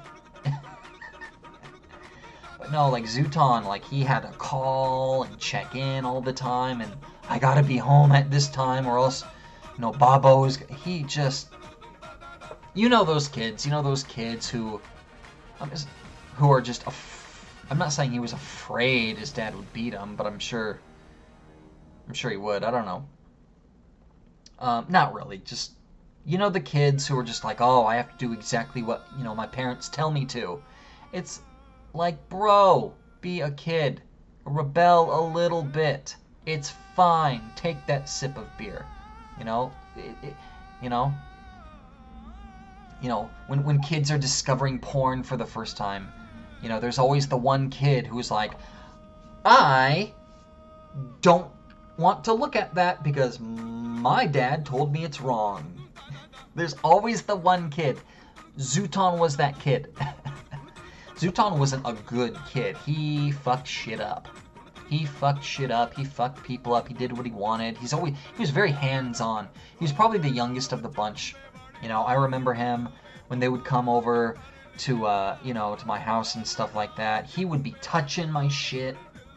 I was into knives. Oh, I'm still into knives. I got a little collection of knives I bring with me when I leave my apartment and I go out. But I had this really cool knife. I think my cousin has the knife right now. I think I gave it to her. My mom gave it to me. I wish I would have held on to it. It was a really cool fucking knife. But anyway, like, I had this thing, and he grabbed it the moment he saw it, and because it's hidden, it looks like a gnome. It looks like a ceramic gnome. It's got the fucking hat, and the beard as long as the hat, jeweled eyes, and you could hang it on the wall. It's this cool little, creepy little thing. You wouldn't know it's a knife, but the hat and the beard separate, and it's a fucking, like, kuni blade. He fucking spotted this thing from across the room, beeline straight for it, grabbed it, and was like, whoa! What the fuck? This little 7-year-old fucking shanking everyone. Shit like that. Dude was full of energy. I love that kid, man. I love that kid. Later in life, after everyone grew up and everyone separated and everyone kind of moved on and went their own ways, he was, still 15 or 16. He would still come around. Even after I met Stacy. And we got our first apartment. He would come over. And I still remember to this day, I gotta go home. Even after he was an adult, after he was 18, I gotta be home at a certain time. My whole point here is both families learn from the slap. That, Chris Rock and Will Smith, that was the slap that was heard around the world. But before that, this was the slap that was heard around the world. It forever changed the lives of the Bosnian family and the Gypsy family. They took note, and they completely changed. The mother and father completely changed in a foreign land where the government's breathing down your neck and they got a foot in your door in your family. It completely changed how they view everything. I'm sure they were more afraid than anyone else that the government could come in and take their kids and change their family. Gypsies and, Europeans in general, maybe it's just normal people. Maybe it's just normal people, because I did not grow in a traditional home. I was raised partly by my mother and partly by my grandmother and by the state and by a foster mother, and I never knew my dad, and I don't have any brothers and sisters, so don't fucking ask me what a normal family looks like. But these guys had a traditional family. They had a mother and a father and siblings, and they had a hierarchy, like most normal families do. But, Europeans in general, family-oriented people in general, whether you're a gypsy or Eastern European Bosnian or an Irishman or a Russian or an American, doesn't really matter. I think family-oriented people they just do things differently. They see the world a little bit differently, and they have different values. And both families were family-oriented peoples. And they did things a certain way, and that's the way it was. And then they come over here, and they're thrust into this new system. And that slap changed everything. And the other family, the gypsy family, it changed them as well. Being in this, like I said, foreign land where you have a weird, creepy government that has one foot in your front door at all times, checking up on you, and if you do anything we don't like, we're gonna fuck your entire life up. They had to buckle down. I heard stories. I heard stories about some changes and stuff they've done. Like the father, Suyo, he would come home and they would have like group meetings and stuff, and they would actually, it's smart. Because their family is well off now. Their family is well off. They're prosperous. They're doing okay. They're the quintessential American dream. They came here from a foreign land, dirt poor. The father would go into thrift stores and steal, and then sell the shit at a flea market. They'd make some cash on the side. They were on government assistance. Now they're doing well off. They got good money. All the kids have jobs, and they still live in like a family unit. The father isn't the head of the household anymore, I don't believe. I mean, he's the de facto head of the household, but I'm sure Zooton is the new head of the household now. His father's getting old. He can't go out and work. He goes to work. He's got some kids and stuff. They're doing well. It's a little different, but they're doing well. They are. The youngest son, last I heard, he was training to be a cop. He either switched professions or he's a police officer now. Which is very cool. Maybe not now in these times. I'm sure it's not easy being a cop now, but they buckled down, and it changed how they operate. And they kind of played off of that, and it was touch and go there for a little bit, but eventually, they got their shit together. And they're a little authoritarian. They do what they're told. Well, it's not like they worship the government. They begrudgingly fall in line, but they play it to their advantage, and it's worked out for them. The Gypsies did. The Muratoviches. The Bosnian family. The Salids.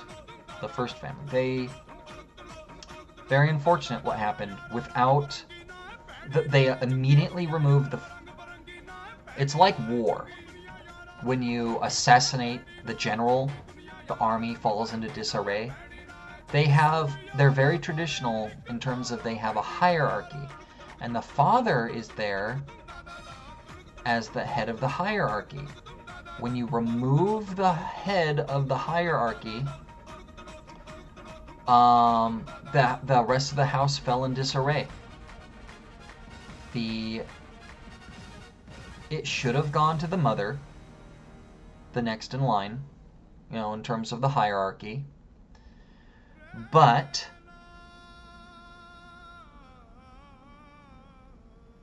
there was a power struggle between... That's exactly what happened. That's exactly what happened. They removed the father from the hierarchy, the state did. And what ended up happening is the mother... There was a power struggle between the mother, who was the oldest, the obvious next head of the household. When there's a king and queen and the king gets assassinated, the queen takes over. Or in some hierarchies, it's the next son. And the next son was, you know, Shanaz, who at the time of was still a child. He was like 16 at the time. He's not no head of the household. He's literally still in the care of the state. But he would come home on the weekends, just as I did, and he would try to rule the household, and he was a kid at the time of, and he didn't have the paperwork. And then the dad, who isn't supposed to be around, of course would come around anyway. And, you know, he would fight with the kids. Like, I remember Adis telling me, you know, Dad would come home and he would fight with his son. Like, his son was the husband. Like, he was the head of the household. Like, what the fuck is going on? And it was just a weird dynamic. It was a power struggle is what it was. And it was sad. And it's unfortunate. And it's not their fault. It's not their fucking fault. If you took my family and threw it in Bosnia, we'd get eaten alive. We'd get fucking eaten alive. Or murdered, or worse. These guys came over here, and that one little stupid fucking mistake changed all of their lives. And it sucks, and it's sad, and I hate that it happened to them. I hate that it happened to them. I hate that when I met them, they were in disarray. I hate that, you know, they treated me and other people like shit because they didn't really know what to do. I hate that I made fun of them on certain issues because they were foreign, not understanding what was going on. You know, and a lot of them carried that with them into adulthood. A lot of them struggled for the longest times. One of them, in particular, is still struggling. I'm not going to say who it is, but one of them is straight up lives on the streets. He's not like your traditional homeless guy with fucking needle in his arm. Hey, man. He, you know, he's panhandling. And he's getting, you know, people pregnant. And he caught syphilis straight the fuck up. He fucking fucked this bitch and caught syphilis with her. And then fucked her sister. And then has kids with them. He's got like fucking 15 kids and shit.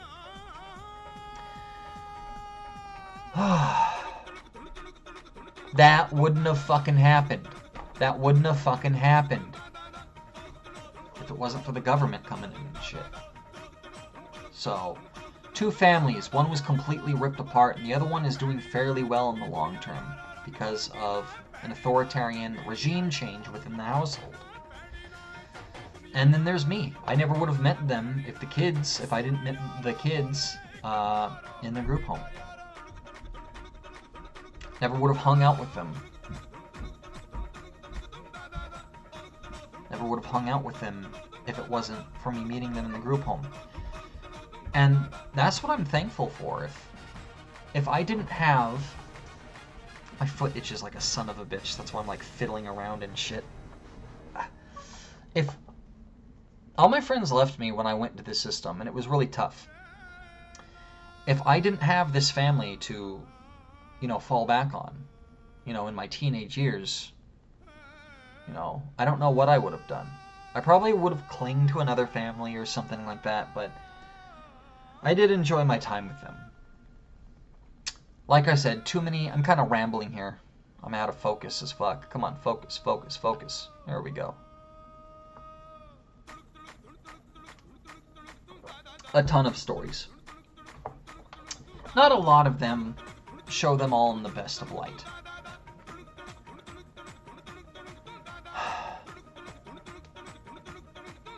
But I did want to make some points. Don't know what their allegiances are or what the rules are. But as we got older and as we grew up, things got harder. It was harder and harder to tell someone that you got their back. Because sometimes you'd get into situations and you'd have to think, do I? Do I got your back? Do I love you like a brother still? That if shit went down, I'd be willing to get my ass beat for you? Or are you just some guy that I play video games with who fucking kipes my shit every once in a while like a fucking asshole? And I'm sure they'd say the same about me. You know, oh man, are you my friend? You know, or, you know, are you my brother? Are you my white brother? Or are you just some fucking kid who I play video games with when I'm bored, who makes fun of me when I'm not around? Like, you know, I don't know. I don't fucking know. But we all grow up, things change. And things changed first between me and Shanaz. He started, like I said, it started when we were still at Ruth Dykman together. But we were still friends. Eventually it got to the point where I didn't consider him a friend anymore. He was just like the older brother that introduced me to the rest of his family. He started to despise the fact that his younger brothers would come around without him. And that created a weird dynamic. He acted like he owned me. Like I was his girlfriend or something. They have a name for it. They have a name for it. Gajol. I was his Gajol. That means he's my... It's what the gypsies call... I was his white man. I was his white boy. No, that's my white boy. You know? When I need a handout, he's mine. You know? When he gives, you know, he gives to me. Not to you. You know, because if he gives to you, he's not going to have anything to give to me. You know, I was his Gajol. It's a gypsy term, not a Bosnian term. That's what it means. He's my white man. He's my rich person. You know, the outsider. Someone to be used. And, I wasn't down with that. And it was just fucking weird, man. Things changed. It wasn't like that for the first couple of years. It really wasn't. And then he just completely lost any sort of respect. He didn't give me any respect. He didn't treat me nice. You know, there was times he would come over and we'd hang out and shit. And he would just like fucking rag on me and make fun of me and shit. And, you know, I had to tell him a couple of times, like, bro, you don't want to hang out and play video games and shit, fucking bounce. Like, I like you, man, but I don't need this shit from no one. The fuck you gonna do? Are you leaving, or are you gonna fucking clean up your act? I don't even need no sorry. I've never been a sorry motherfucker. I've never been the one to demand an apology from no one. Like, just don't fucking do it. That's it. You know, water under the bridge, just knock it the fuck off. And he never did. He would get mad at me for saying that. You know, it was a how dare you tell me type of a situation. And I would like to say that happened once or twice, but it was every time. And then eventually I was like, why do you even come around? And then he would tell me the same thing. Bro, why do you even come here if you don't want to be here? And I'd tell him, like, I'm not here to see you. I'm here to see your brother. I'm here to hang out with the rest of your family, not you. And of course, that would lead to altercations. He would fight with me. Or worse, he would fight with his brothers. And I don't want to dunk on this guy too much. And we were all kids. We were all kids at the time. Kids do stupid shit. And Lord knows they all had their reasons, given their circumstance. But things did not turn out well for me and Shanaz. He got weird, and then he would get vindictive. And then even when he would play nice, that was a game. You know, that was a long con. There would be months we didn't see each other or talk. I didn't like him, he didn't like me, and then one day, out of the blue, he would just show up at my doorstep wanting to hang out. I'm not a dick. I'm not an asshole. Hey man, what's up? You know, sure, come on in. You want a soda? You know, what's up? And we'd talk about shit. There was like a little breaking of the ice. Then he'd come back the next day. Yo, what's up, bro? And he'd come in and we'd get along for the first couple of days. And then he would hit me with something. He would need something.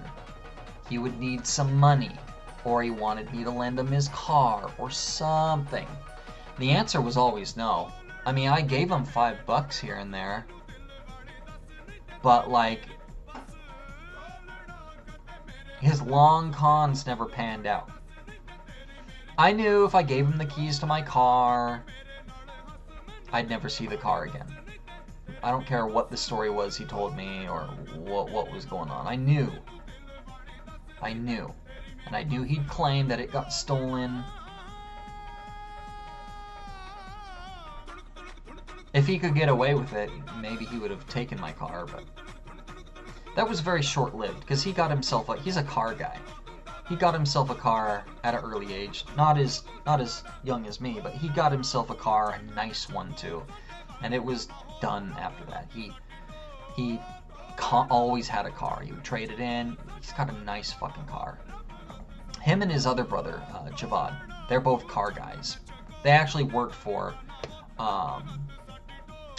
in a garage at some tire place or was it Goodwill? Not the Goodwill, but Goodwill Tires or Good Tire. One of those generic Les Schwab or some shit. Is that a tire place or is Les Schwab like a I don't know. He worked at they both worked at a place. Apparently they ripped the place off. Like straight up, like they were working there for about a year. They were ripping off the business there. Someone would come in and they'd be like, "This is technically, I don't think it's illegal, but it's against the rules of these places." But like someone would come in and he'd be like, "Look, I'll fix your shit for half the price. You just, you know, here's an address. You come by." You come by tomorrow, and I'll fix your shit half off. And they would take the tools from the job, take them home, fix it, and they would straight up steal the customers from the place they were working for. I mean, it is what it is. You got your own little business on the side. You're swiping customers. It's a little unethical, sure, but you know, whatever. It is what it is. They got in good with the company, and one of them became the manager. Knew the safe, and they just straight up just ripped the place off, thousands of dollars between the two of them. And then see, this is the shit they don't want me to say. I make no promises. I'm trying to be respectful, but you know, I don't even know all the details, and it might be bullshit, but this is the shit I don't think they'd want me to say. So apparently they ripped the place off for thousands of dollars and then just quit the next day. And that was that. Anyway, enough about cars and shit like that. So Shanaz would kind of come around every few months for about a week or so. And then, you know, I'd tell him no, you can't borrow my fucking car. You know, no, you can't have $200. I don't know. It kind of seems like if someone shows up out of the blue and you're getting along with them, he wasn't an asshole within this time. Nah, he was nice, cool. You know, hey, you want to play a couple rounds of Smash? Sure.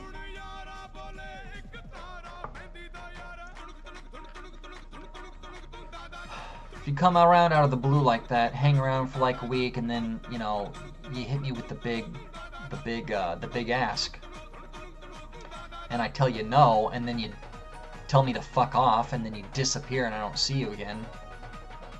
I know what's up. I know what's up. But every fucking time he would show up every couple of months, I always greeted him, you know? It's not because I needed him as a friend. I didn't have that much fun with him. He just wasn't fun. He didn't have meaningful conversation. He was fairly quiet. At this time, he locked himself up, like emotionally. He didn't want to, he put up barriers. He didn't want to talk about anything personal. He didn't want to talk about the girl he was seeing. He didn't want to talk about, you know, how upset his brothers were making him, or he didn't want to talk about anything like that. He especially didn't want to talk about anything that could be conceived as a failure. Someone dumping him, or he applied for a job and they turned him down. He wasn't going to mention anything like that. I mean, it happens. It's life, you know. Was never going to mention anything that would show him to be like a weak individual. And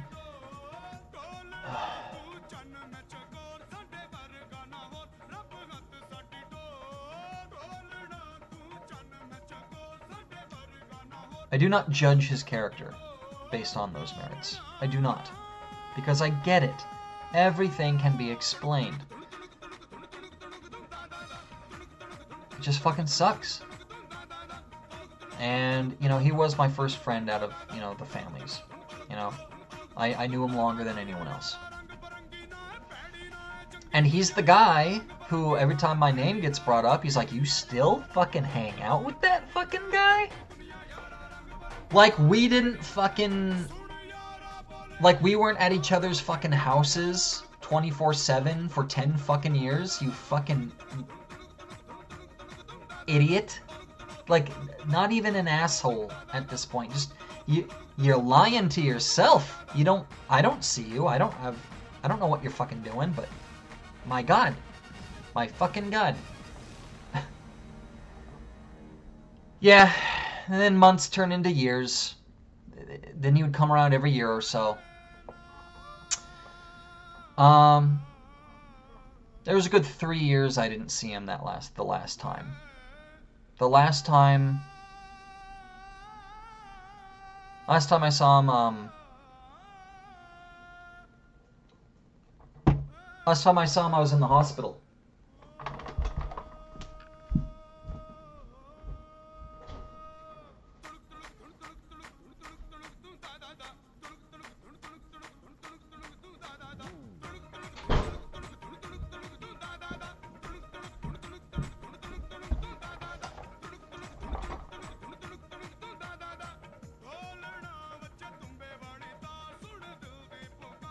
There's my mama. Feed me some Jello. I was fucked up. Fucked up.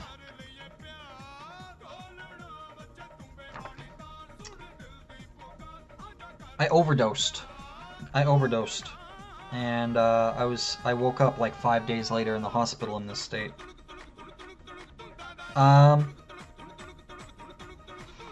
This is about the last time I saw him. I was about 18, 19 here. Around this time.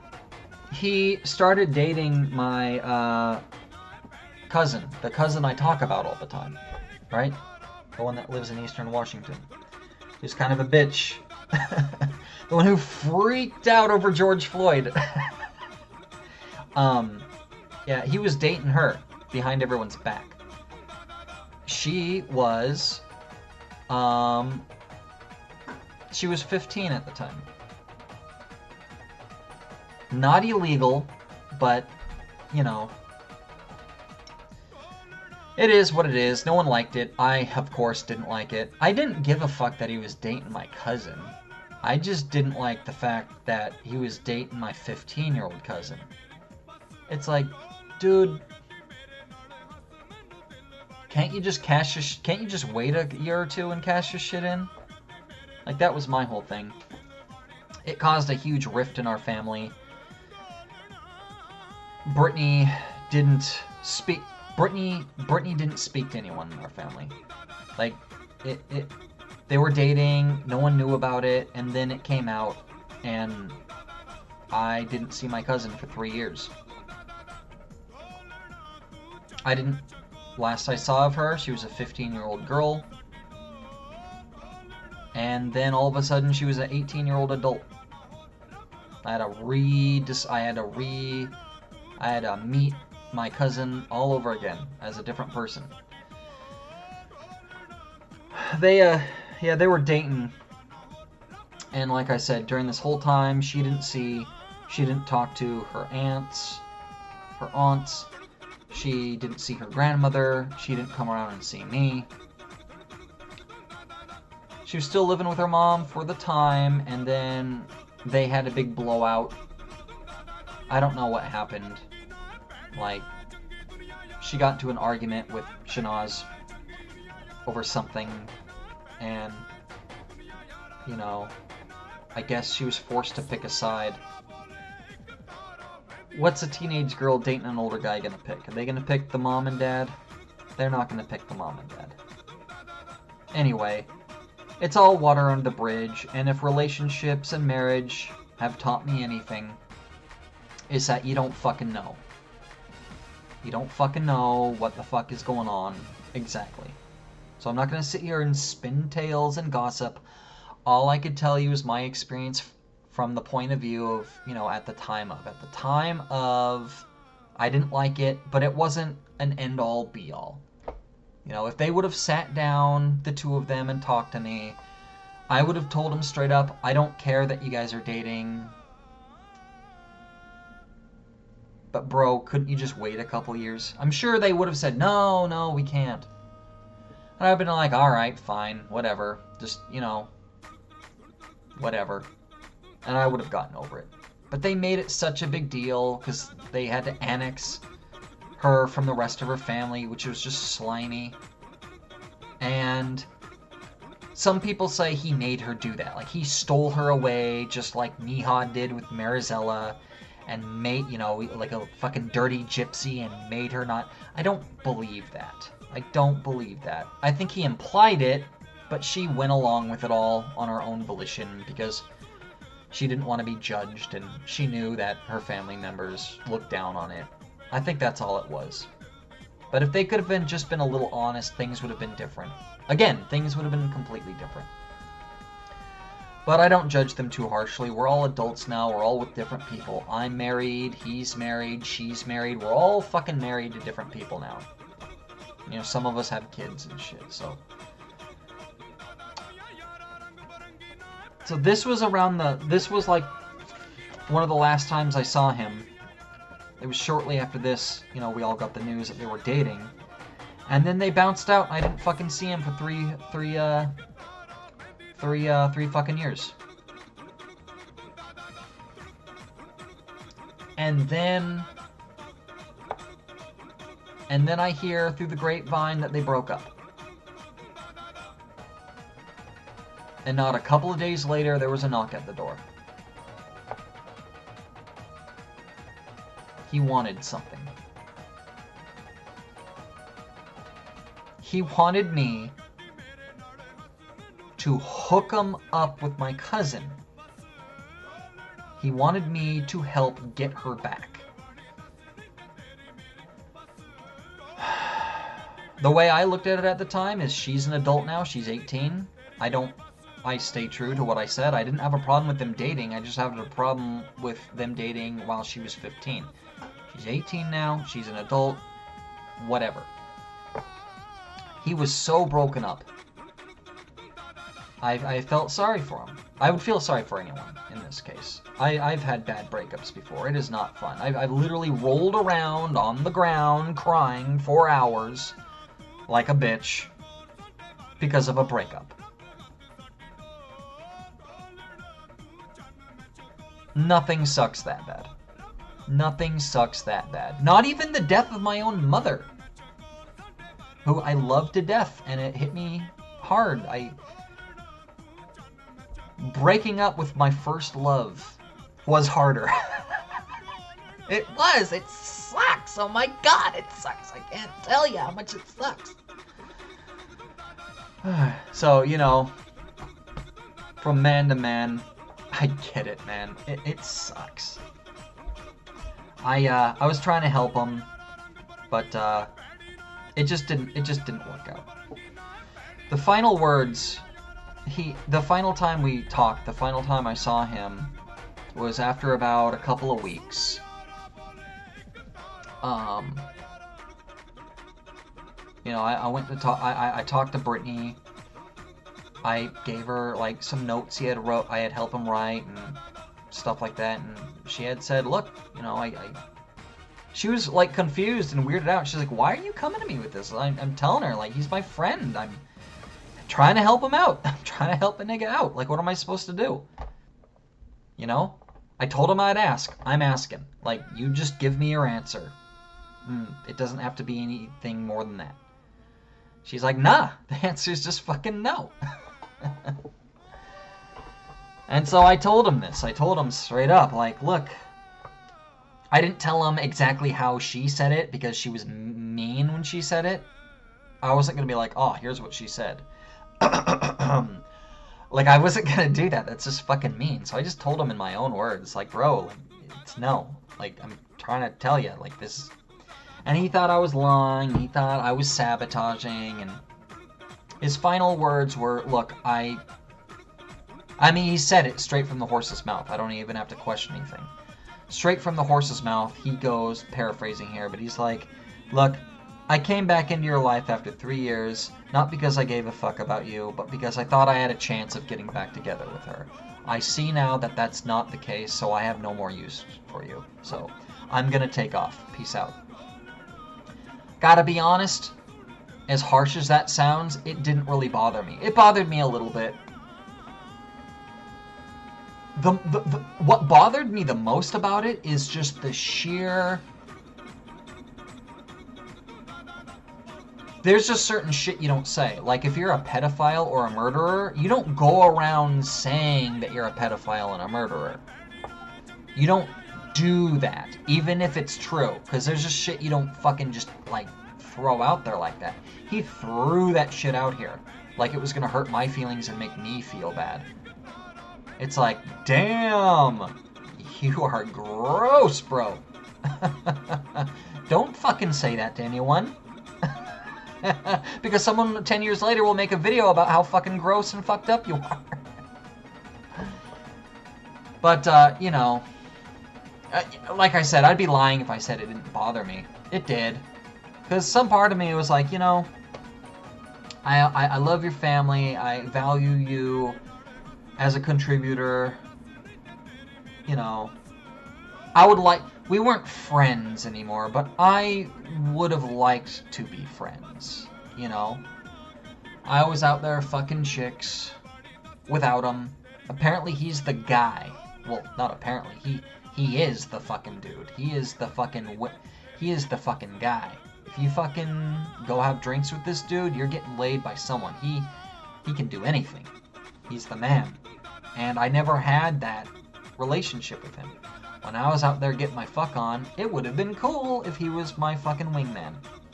It would have been cool if he was up there and we were both fucking, like, hitting bars up and being king of the hill and shit.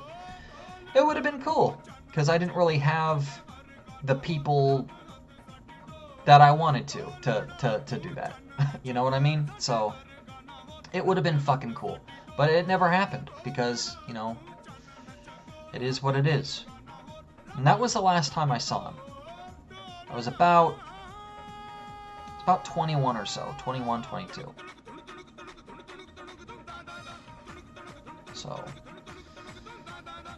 Adis, him and I, like I said, we started seeing each other more. He kind of replaced Shanaz as my friend.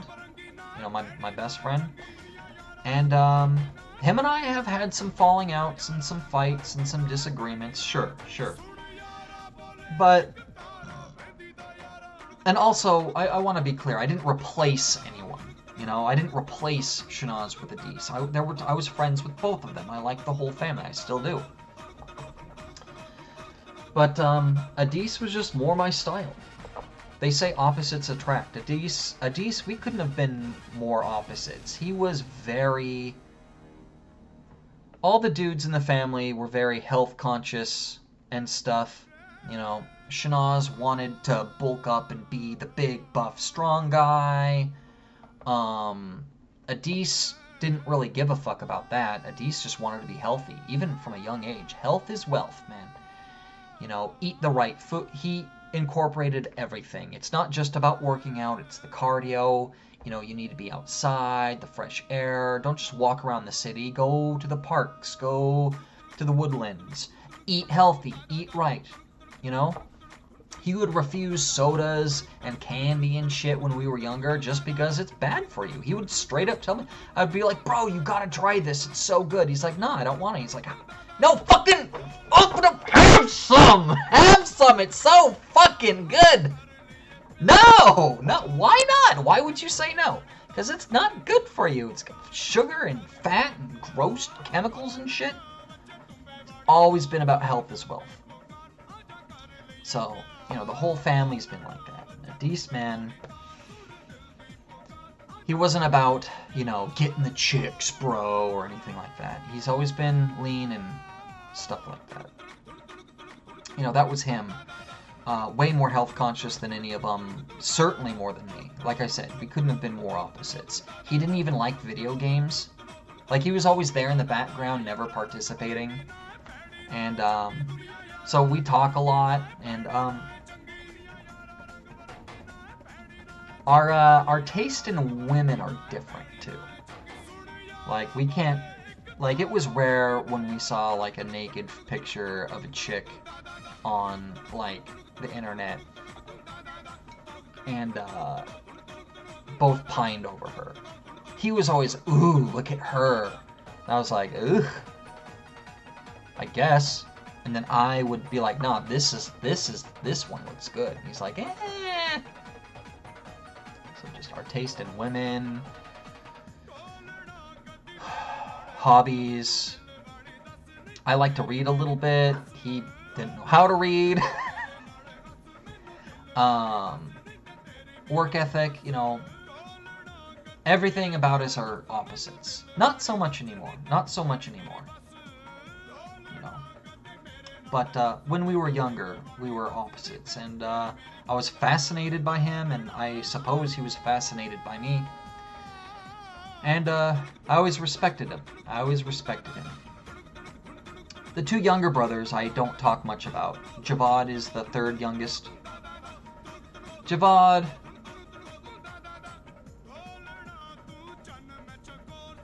Javad's fucking cool.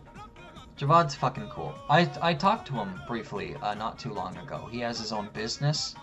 I went online, I put a positive review up on there, even though it's a fake review, but he needs all the help he could get. He was always a cool fucking kid. He apparently...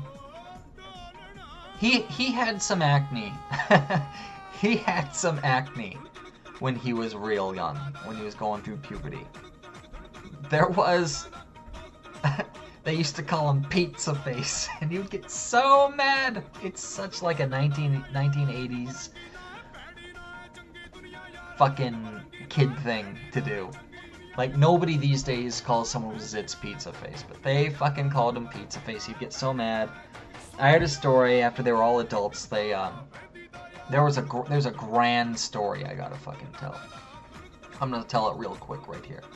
So it was the only time all four of the brothers were together in their adult life since they were kids. And Adis told me this story. They went over to Javad's house, and all of them were over there, and they were all drinking and playing cards and shooting the shit. Of course a fight had to break out. Of course. But before that, it really sounded like some cool fucking times. It really did. I would have loved to have been there.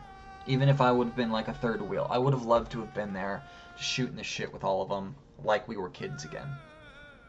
But it was the first time they were like all together all at once in the same place, under one roof, since they were adults.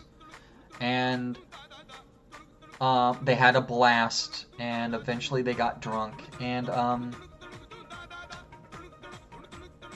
of the four, the one you gotta watch out for is my buddy Adis. He goes off the rails. So, apparently, like, they got, Shanaz and Adis got mad at each other. Here's the thing with Adis, and the other brothers know this too. Okay, so, when you say you don't want to fight someone drunk, or you're afraid to fight someone while they're drunk, you know, the stereotype. It's not that the person could fight well when they're drunk. It's not that they hit harder when they're drunk. The thing about drunk people is, especially Adis. Oh my god, especially Adis. Adis is a notorious drunk fighter. He doesn't know no fucking kung fu drunken style or nothing like that. And he doesn't fight particularly well either. But he is known for being a drunk fighter. Here's why, if you didn't know. You cannot knock the son of a bitch out. If you put him up against Bruce Lee, Arnold Schwarzenegger, and Mike Tyson at the same time in their prime, Adis would walk out of there standing. The rest of them would get knocked out. Because you can't put his ass down. And they know it. And they know it. You could bloody him up, knock him out, he will keep getting back up. And they all knew it. So they kind of got into it. What did Shanaz do? He ran and hid in the house. He ran and hid. Adis is drunk off his ass looking for him. Where are you? Puchimavedika? You fucking... roaming the house for hours looking for him. He was in the closet, in a fucking bin, in the fucking garage hiding until like 4 a.m. Good times, good times. I wasn't there, of course, but...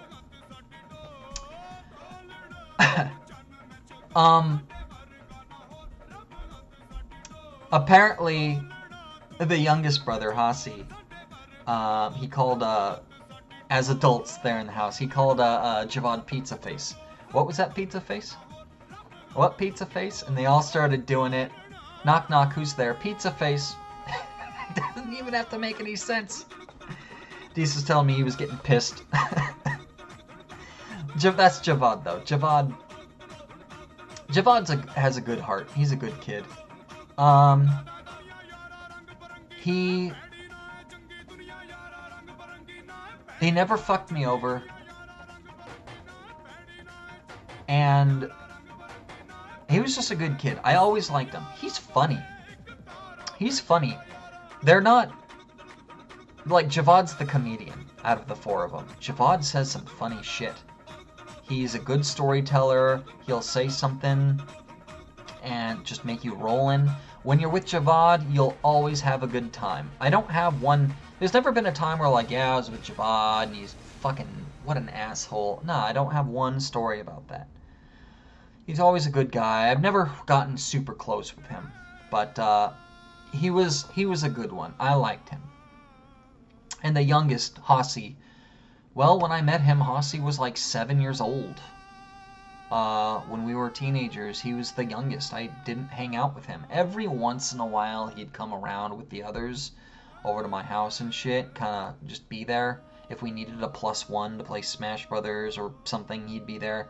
And, you know, it is what it is. Don't really have any crazy stories about him. He was just kind of the younger brother. He never upset me. He never offended me. He took my wallet once. He took my fucking wallet once. But, again, he was a child. He had apologized for that, and I accepted his apologies. You know. It is what it is. But I don't really have a lot to say about Hasi. Being the youngest brother in a family like that, it's gotta be rough. And the two sisters, I didn't really know them very well either. I gotta wrap things up. This is gonna be longer than my last video. I know it's not as cohesive as my last one, but there's a ton of stuff I didn't say and can't say. Like I said, this isn't an expose. But the two sisters, I didn't really know them all that well. They, like I said, they got married and they had kids and shit. And then Zooton of the other family, like I said, I didn't really hang out around them. Zooton was like, I didn't hang out with the younger kids. They just, you know, came around with the older brothers and stuff. And, you know, when they would all come over, Zooton would sometimes tag along and stuff. Over the years, I got to know them more, and as they grew up, you know, I'd have more one-on-one interactions, but that's how it was pretty much. Just, you know, I didn't really hang out around the younger ones.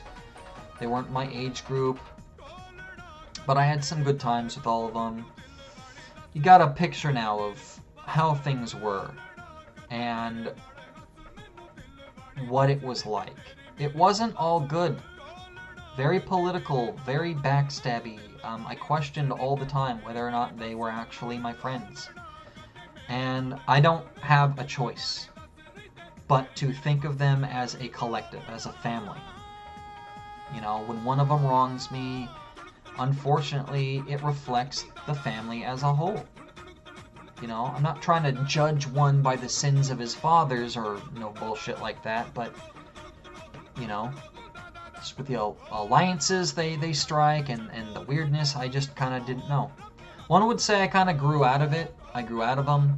They kind of grew out of me. But out of all of them, I still hang out. Well, not hang out, because like I said, he lives in another state now, but Adis has stuck me through thick and thin. When he was still living here in this state, him and his girlfriend and his kids would come over, and he's one of the few people I've known since childhood that, you know, I still see to this day. So shout out to the childhood friends who stick around. Shout out to Adis. Shout out to Chris. That's about it. And, yeah. But I got a special place in my heart for all of them. Sometimes people just grow up and move on, and it is what it is. These guys were instrumental in my life, and very influential, and it's part of who I am, my humor, the fucked up shit I do, my outlook on the world, my distrust of the government, and to be honest, my empathy. You know, I'm very sympathetic towards certain individuals. I can totally see that they got the shit end of the stick, and it makes me sad, and it makes me angry. They deserve better. They deserve better. They all do. You know, the one I was talking about, he doesn't deserve to be on the streets. They don't deserve to have their kids taken away from them. They don't deserve this shit. And things would have been different. Things would have been different if not for that slap. Well, I didn't talk about the others as much as I wanted to, but that was pretty much my teenage years.